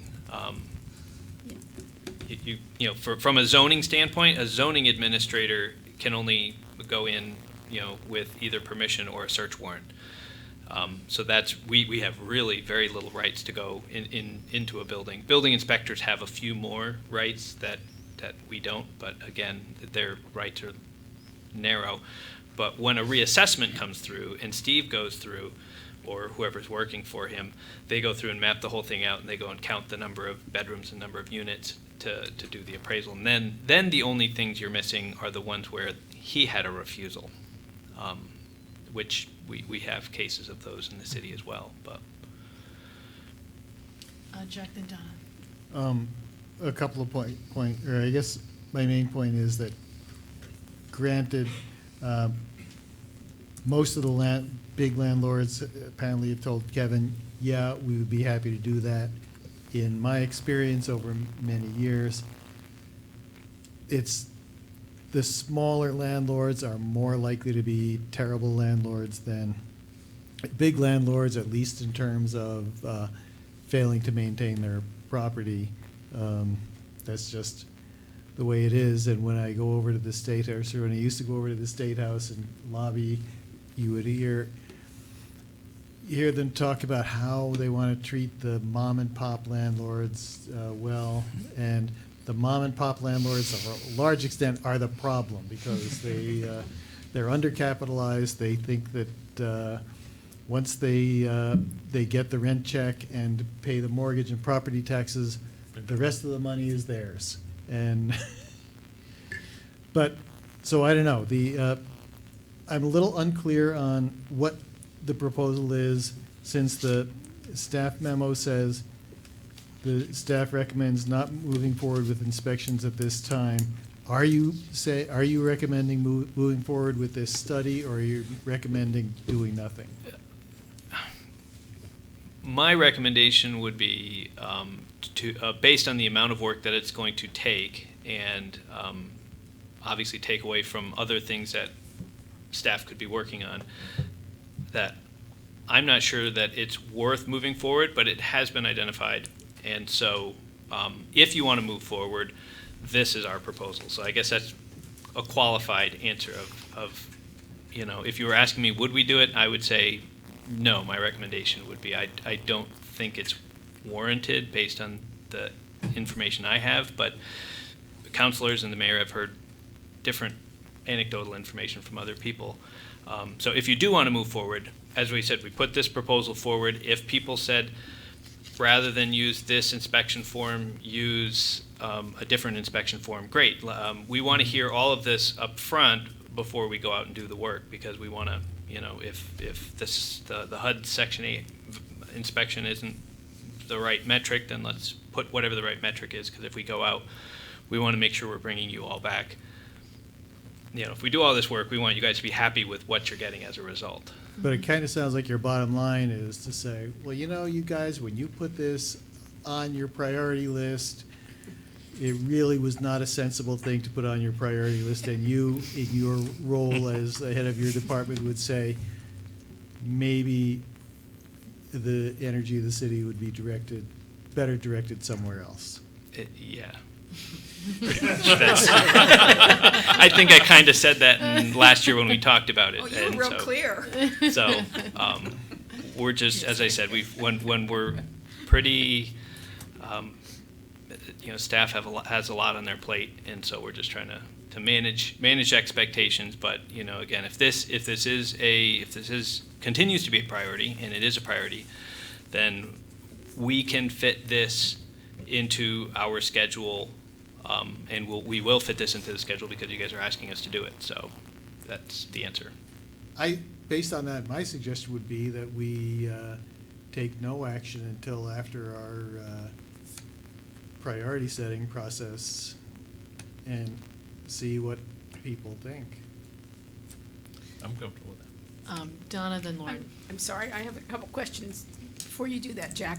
One is the survey. We didn't really talk about the survey, you talked about the study. I'm really interested in sort of an anonymous survey and how we can encourage people who are shy about interfacing with any other source of information that could possibly do this on the website, electronically, whatever. And secondly, we do have an upcoming reappraisal that's going to happen, and that would seem to be the greatest time to dovetail and to really make an effort to seek out people's opinion as well as our reappraisal information. And so I would like to Well, that would get to Glenn's question, but Yep. that wouldn't answer, the assessment won't tackle the minimum housing question. They're kind of two separate questions. Well, they are, but they'll give you, I think, a general an assessment of where there are potentially problems, so it could at least narrow down where we need to look.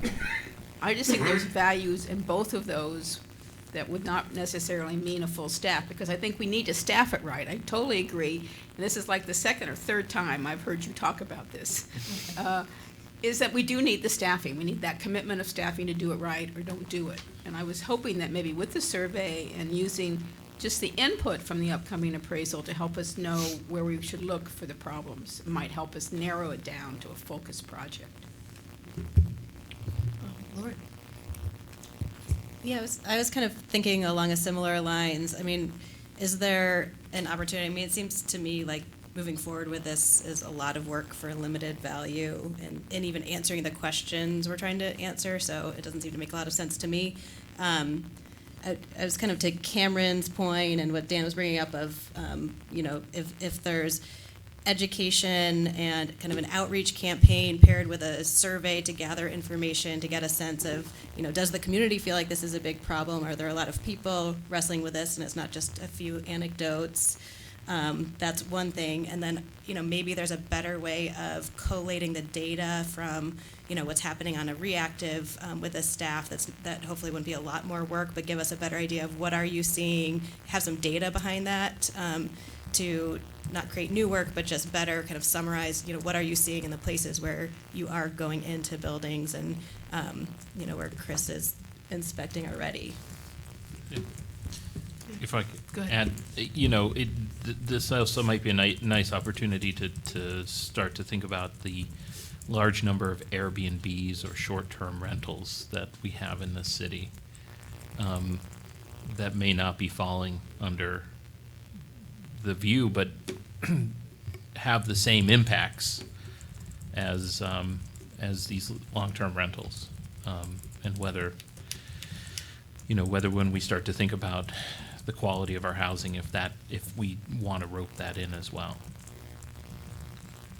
We don't have any, other than just going and looking on Airbnb, we don't have any program in place right now. No, but I mean, if we're thinking about, basic housing standards or rental standards, I mean, right now, I don't think that we're envisioning, and even your survey and study is envisioning the sort of long-term rental, the classic apartment, either multifamily, duplex, or, accessory apartment.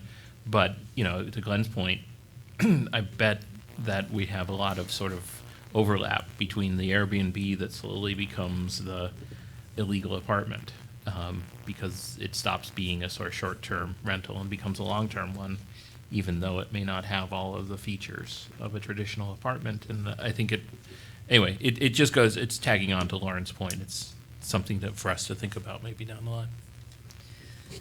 So it sounds like we're in agreement that we're not doing anything right now exactly, with possibly, looking at a survey or like seeing how things arise with the future priorities and or the common level assessments appraisals that are coming up.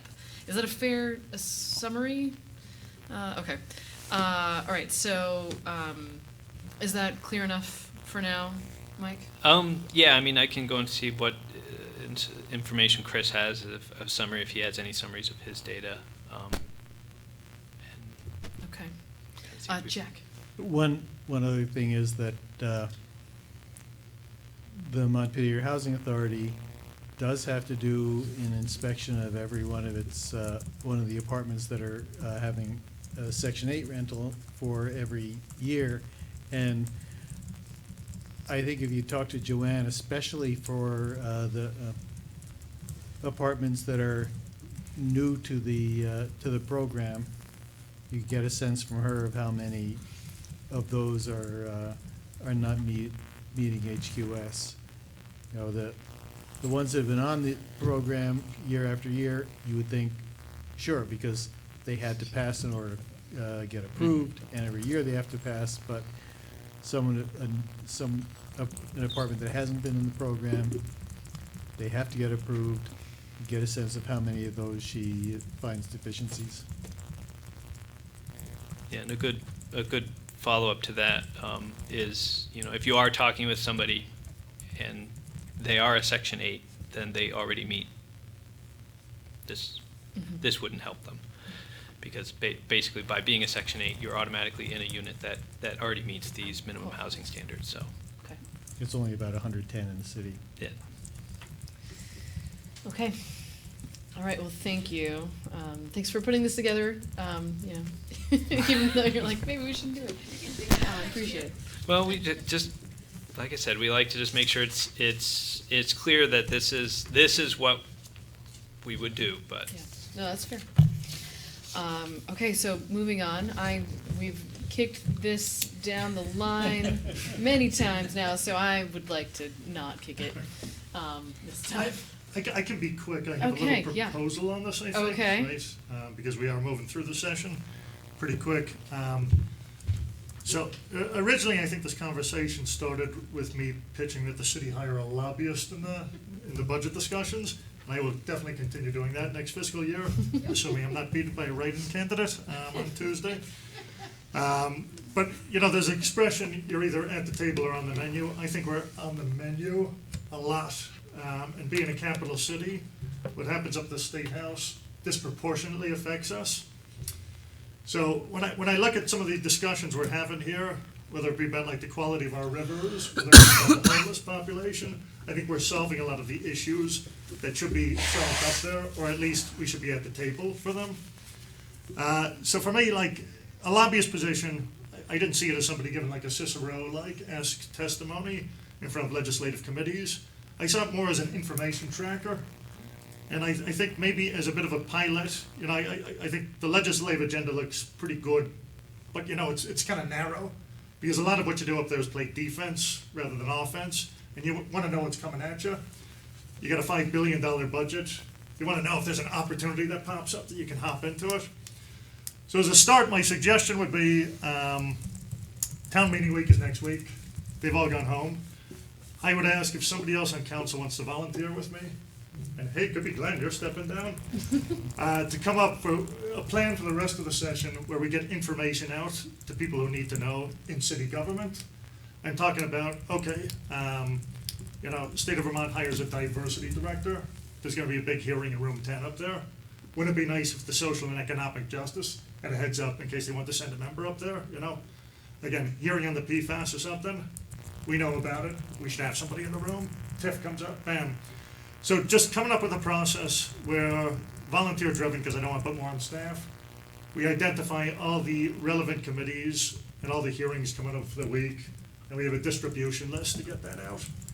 And I think I would be satisfied if even we had a little bit more engagement just based on doing that for the rest of the legislative session.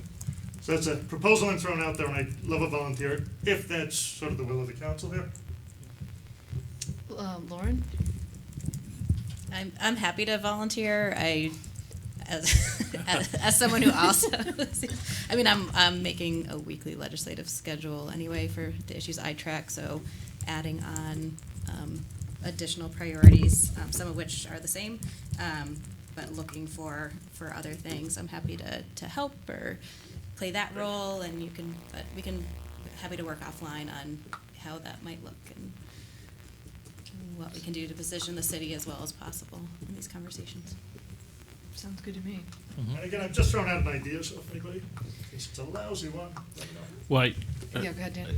I think this is a very strong and overdue idea, to have someone up there or having us engage in these conversations, because I think it's absolutely correct. You know, you either participate, find these opportunities, because no one says, hey, let's stop this legislative committee process, call up the Montpelier people, see if they want to come and get some of this money. It's already done by the time they're talking about it, and so I think that makes a lot of sense. So I support it. I mean, if Lauren hadn't jumped in, I would have. So Oh, you could no, do it too. but Lauren already jumped in, so.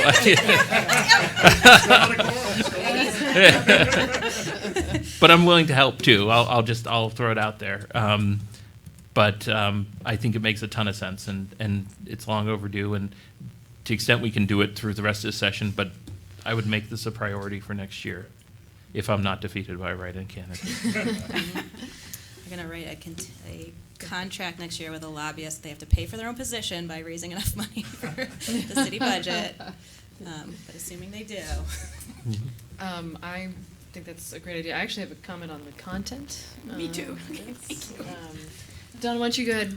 Well, no, I just wanted, and I keep thinking I've said it, but I'm afraid I haven't, is to add an aspect for public safety, particularly regional public safety. And there's a new commissioner now for the state's public safety department who's really supporting regional dispatch systems. And as some of you may not know, some of the towns in Vermont get free dispatching by the state, but they are trying to get rid of that. But the towns who have it have very strong lobbyists and legislators and keep it. So the new commissioner is really more outwardly stating that he really wants to see a level playing field and that nobody gets free dispatching and that everybody has to become part of some regional system. So I think public safety should definitely be here. And the other piece of that is a real important one, is that we have this fight now with AT&T and their proprietariness and Verizon, and our state has chosen its cellular system, AT&T, for emergency assistance, but they want to shut out Verizon. Massachusetts has made a law, and all their bids they have to share. And I would like to see our state do the same thing, saying you cannot make this a proprietary, so that if someone's on Verizon or AT&T, they get access to all the buildup that's happening in the state. Do you have any specific, so that feels like two separate items. Yeah. Um, They're both under public safety, so They're both if under- we just had even just a little line Well, of public safety. Do you have I any can- suggestion for wording on that? I do not, other than, I guess, public safety, focus on regional public safety funding and support by the state, and that we look at cellular coverage.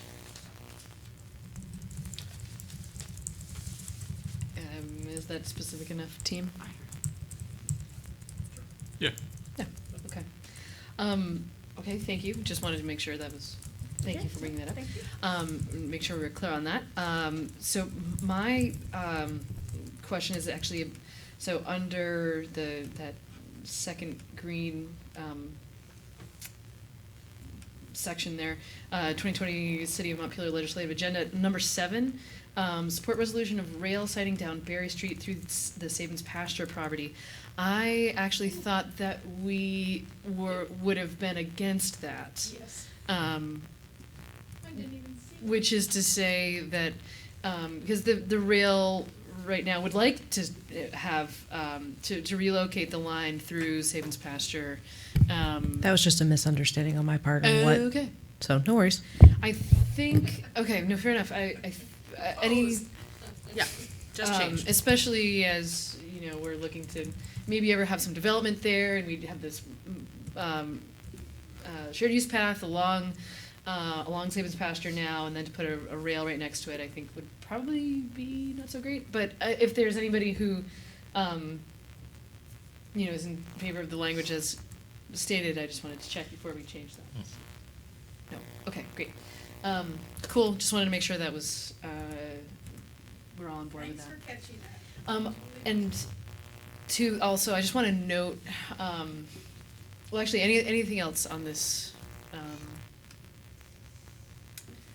Lauren? Just, so, I mean, I guess just trying to figure out the balance between principles and then specificity, both so that we know what we're talking about and to make it easier to actually track. So a lot of this is in the budget, so that is what it is. Some of it, you know, like number 6, advocating for global warming solutions. So obviously there's like a few bills that are actually moving. Could or should we be more specific, you know, bills that meet certain principles, such as the Global Warming Solutions Act, which is a specific bill that, if that passed, I think it would help us meet our own net zero goals. And so that's one question, I guess, is, you know, I mean, it's always like the vehicles can change and stuff, so you don't want to lock yourself in. So I think we could write it with enough caveats of what we're trying to get across, but it also would make it easier and more meaningful to advocate for specific pieces of legislation, and or like even the, you know, additional human services funding for homeless services. Like if we know what kind of buckets of money those actually are that we can track and be watching, I think the more specific we could get, the more effective we would be at actually being able to do that in a way that would be meaningful. So I think this is what you're gonna give us. Yeah, right. Well, so so thank you for bringing that up.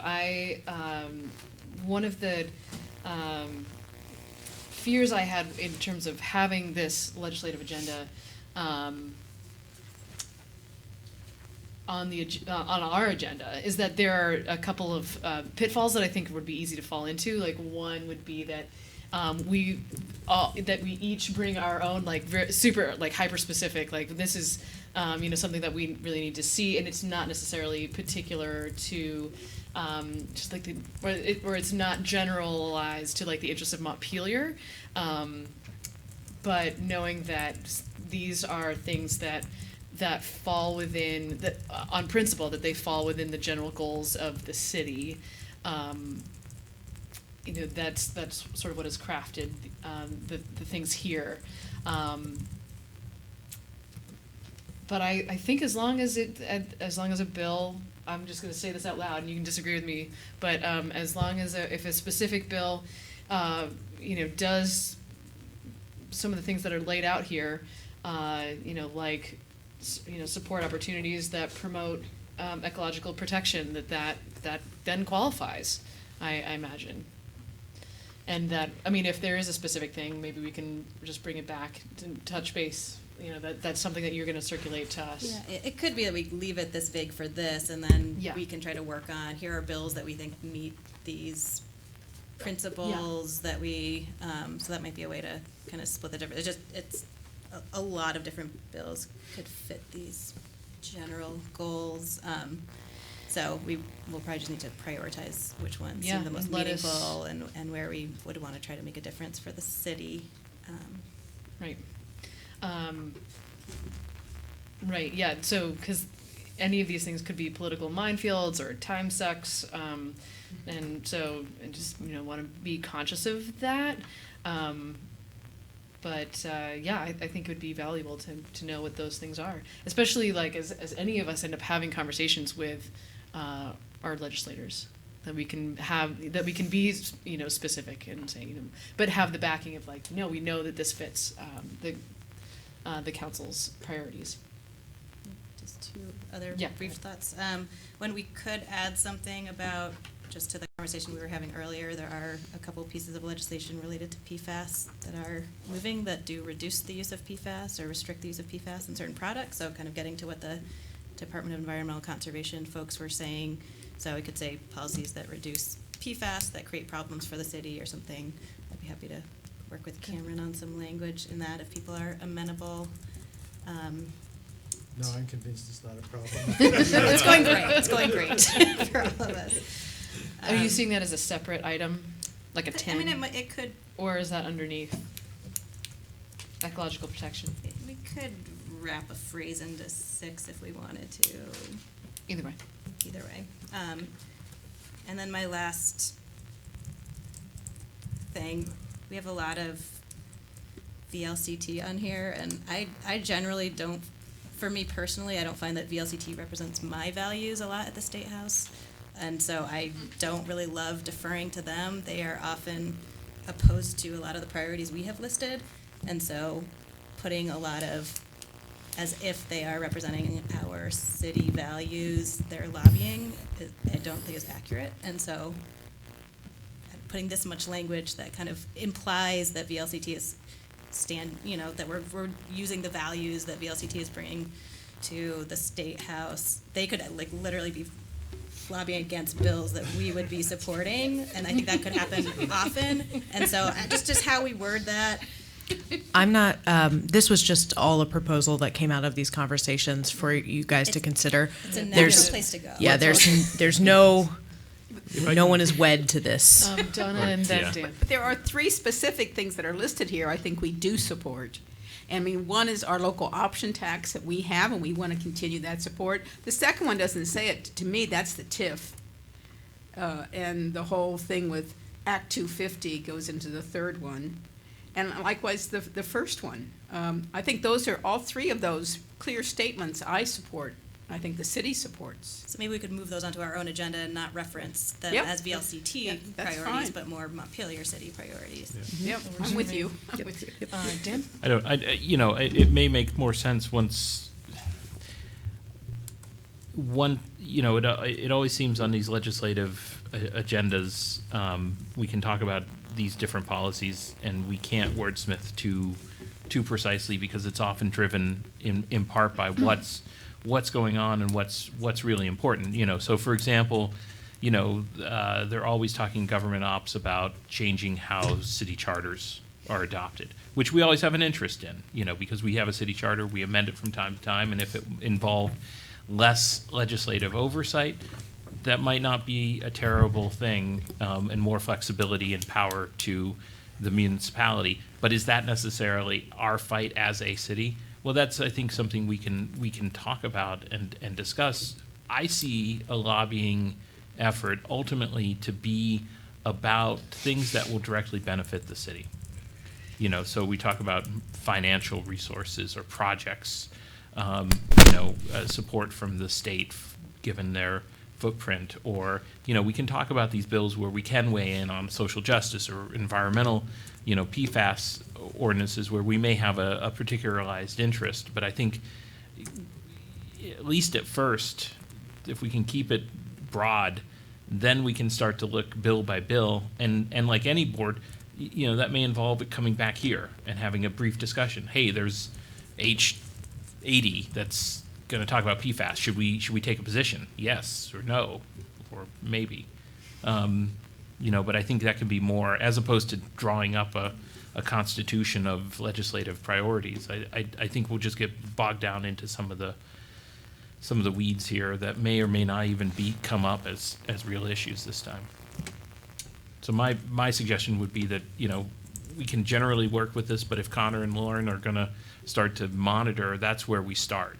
And then, based on that experience, then that'll inform how we actually draft these legislative priorities. Jack? It's not necessarily a thing for this year, given that we're halfway through the session, but at Legal Aid, we have this process of people who, we've developed a form for people who want to advocate for doing a certain bill to fill out this form, say, well, here's what it would do, and here's why I think we should do it, and some other information like that. And we might want to consider doing something like that next year and getting started in the fall so that we're prepared when they start up in January. I agree. Just a mental note for us all collectively, if so when we send out the budget survey to say what do you want to see or not see in the budget, that might also be a good time to like let's like wrap those things together so that they both trigger at the same time. Donna. Are we doing a council retreat? We will be, yes. Yep, with strategic planning as part of that. So we've talked about a few changes to this document, but thoughts? Are we ready to have a motion? What do you want to do? Further thoughts? I move we adopt it as it's been amended tonight. Second. Should we just clarify what those changes are? Yeah, I do want to hear if you had any feedback about the last section, which I went to our department heads and asked them what specific bills were important to them. So that was for y'all's perusal, if you will. So I didn't know if you wanted to include those or take them out. I'm sorry, the one. It would be. The agenda is different than the one we had previously. No. Well, no, I added a few sentences based on our last conversation about it, but I'm talking about the last page. It's called the Department Level Specific Legislation Monitoring. So this is what our department heads are currently watching right now. I don't have a problem including that because all we're proposing to do around this time is basically send out an email so that if, for example, if the H560 about burial fee for vandalism fund comes up, shoot an email over to, the cemetery commission. Okay. Just to recap, we are reversing the position on 7.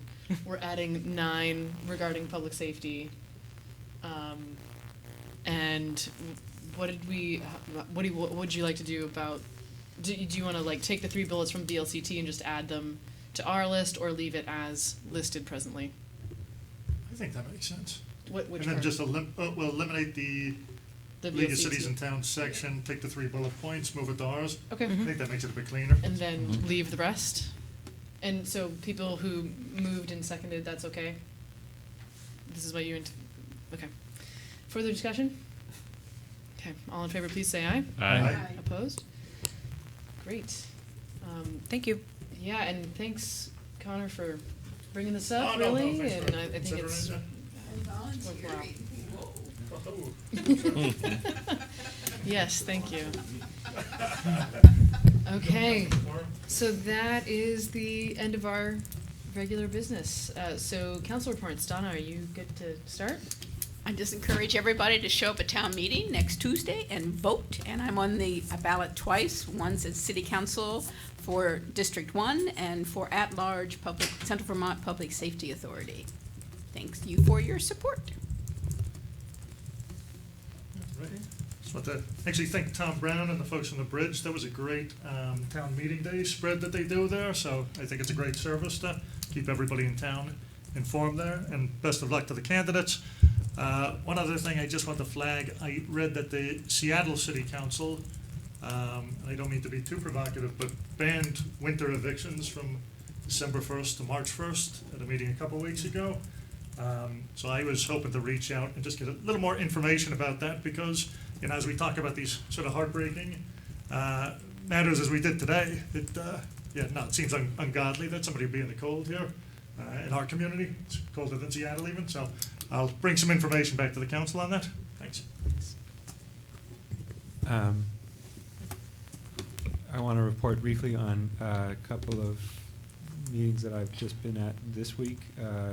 Homelessness Task Force this morning was a really productive meeting. We met with Mary Ellen Mendel of 211 and got kind of a rundown of the state of affairs there that taught me an enormous amount.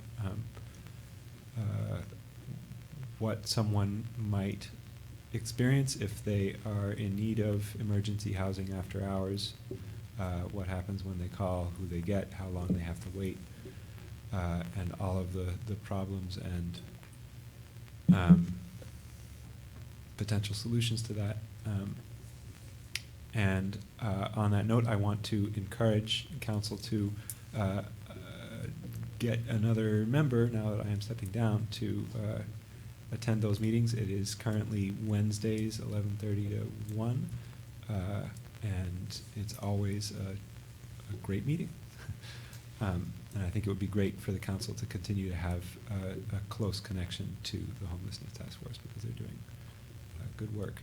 I also went to Another Way on Monday. I've been visiting them about once a month.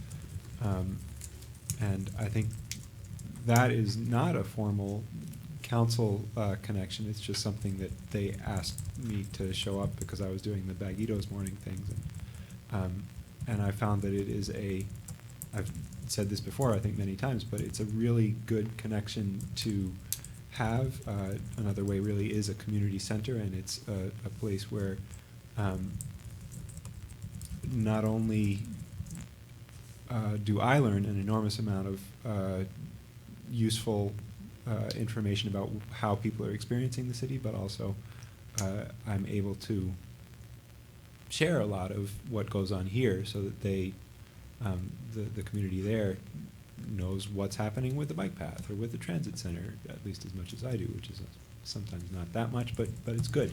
And I would love to see a continued connection between the council and Another Way as well, on a volunteer basis. But if anyone is interested or willing to do that, I think it would be a really great service. I also want to go back briefly to earlier in this meeting and thank the council for considering the homelessness task force ask even outside the regular budget process. I know that's not how it, and the task force clearly knows that's not how it is usually done, and I think it's a testament to this council's goodwill and sensibility that we're considering it as an emergency sort of thing, whether or not it goes forward. And finally, this is my last meeting, so thank you all for giving me a place to hang out on Wednesday nights for the last couple of years. It's been great. It's been an honor and a great education to serve here. And I want to thank the staff and the council and the residents who've so supported me and taught me tons of stuff and been patient with me. So it's been a pleasure sometimes. Very Dan. Well, I want to first of all thank Glenn for his service and for his term, and sorry that we only had a few meetings together. I'll come back. But other than that, I would echo the other councilors' call for, the town meeting day to come and vote, and thank the Bridge for their extensive coverage of the races, and thank you all for this small interim position that's coming quickly to an end. The only thing I have to say is to thank Glenn for the time here. He's obviously spent a lot of time beyond what is necessarily required to do the job, and threw himself into it wholeheartedly, and I've enjoyed having him on the council with me.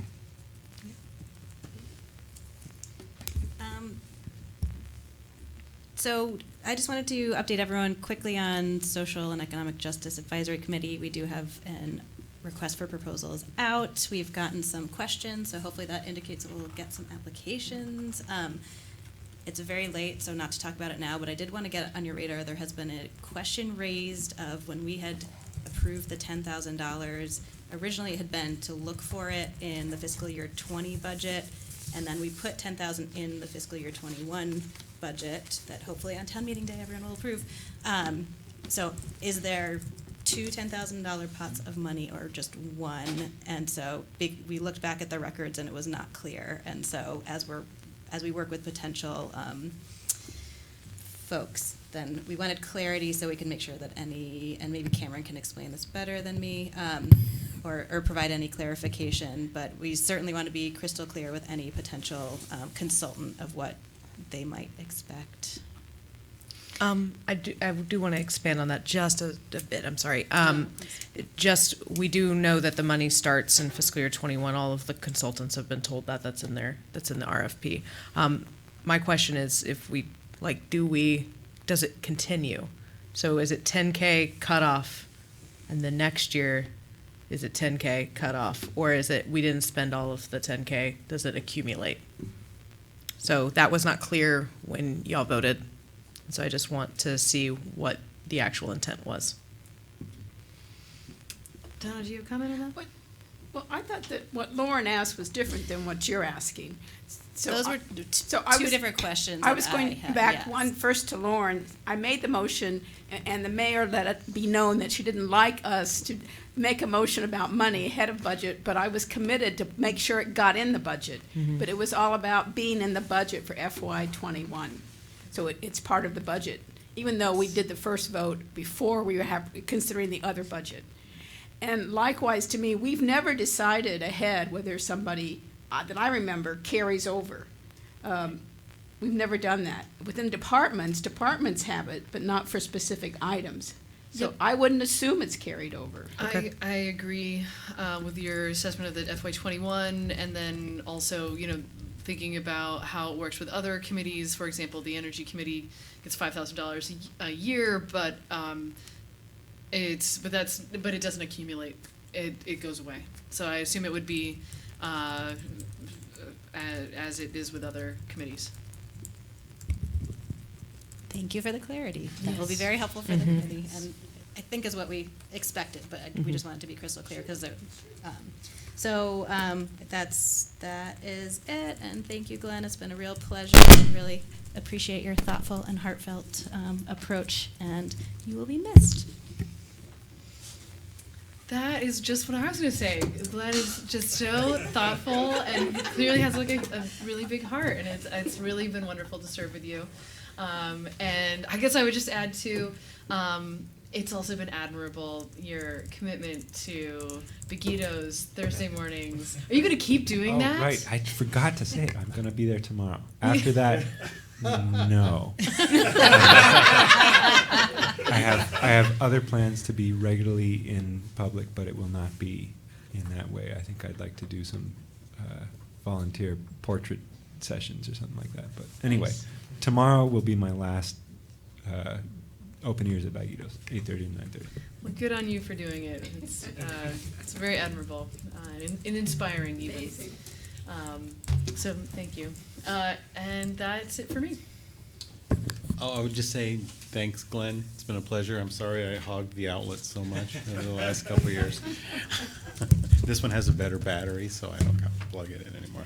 I just mentioned that early voting has been very, very light. Not sure what that means. We'll see. But we do have early voting hours on Saturday. The office will be open from 10 to 2. Donna, Just that we forgot to thank ORCA. Oh, yes.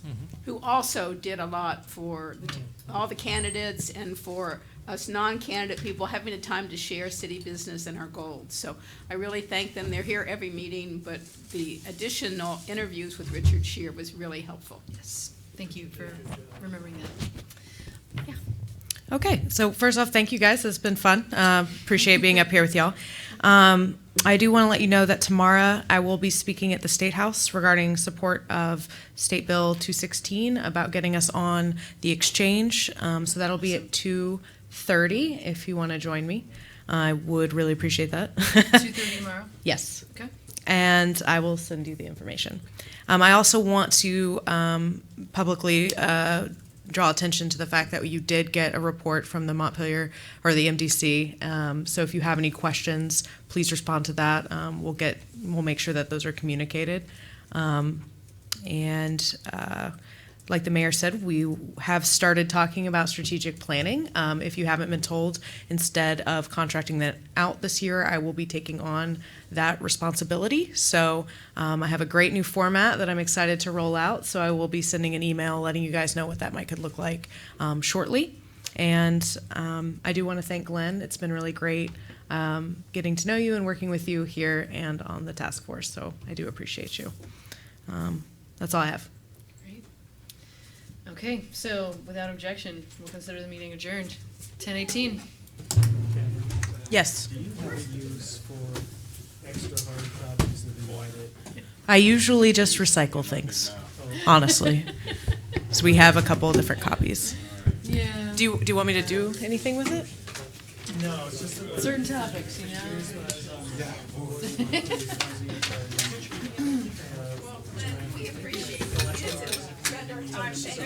Apologies, Glenn. Apologies. That's okay.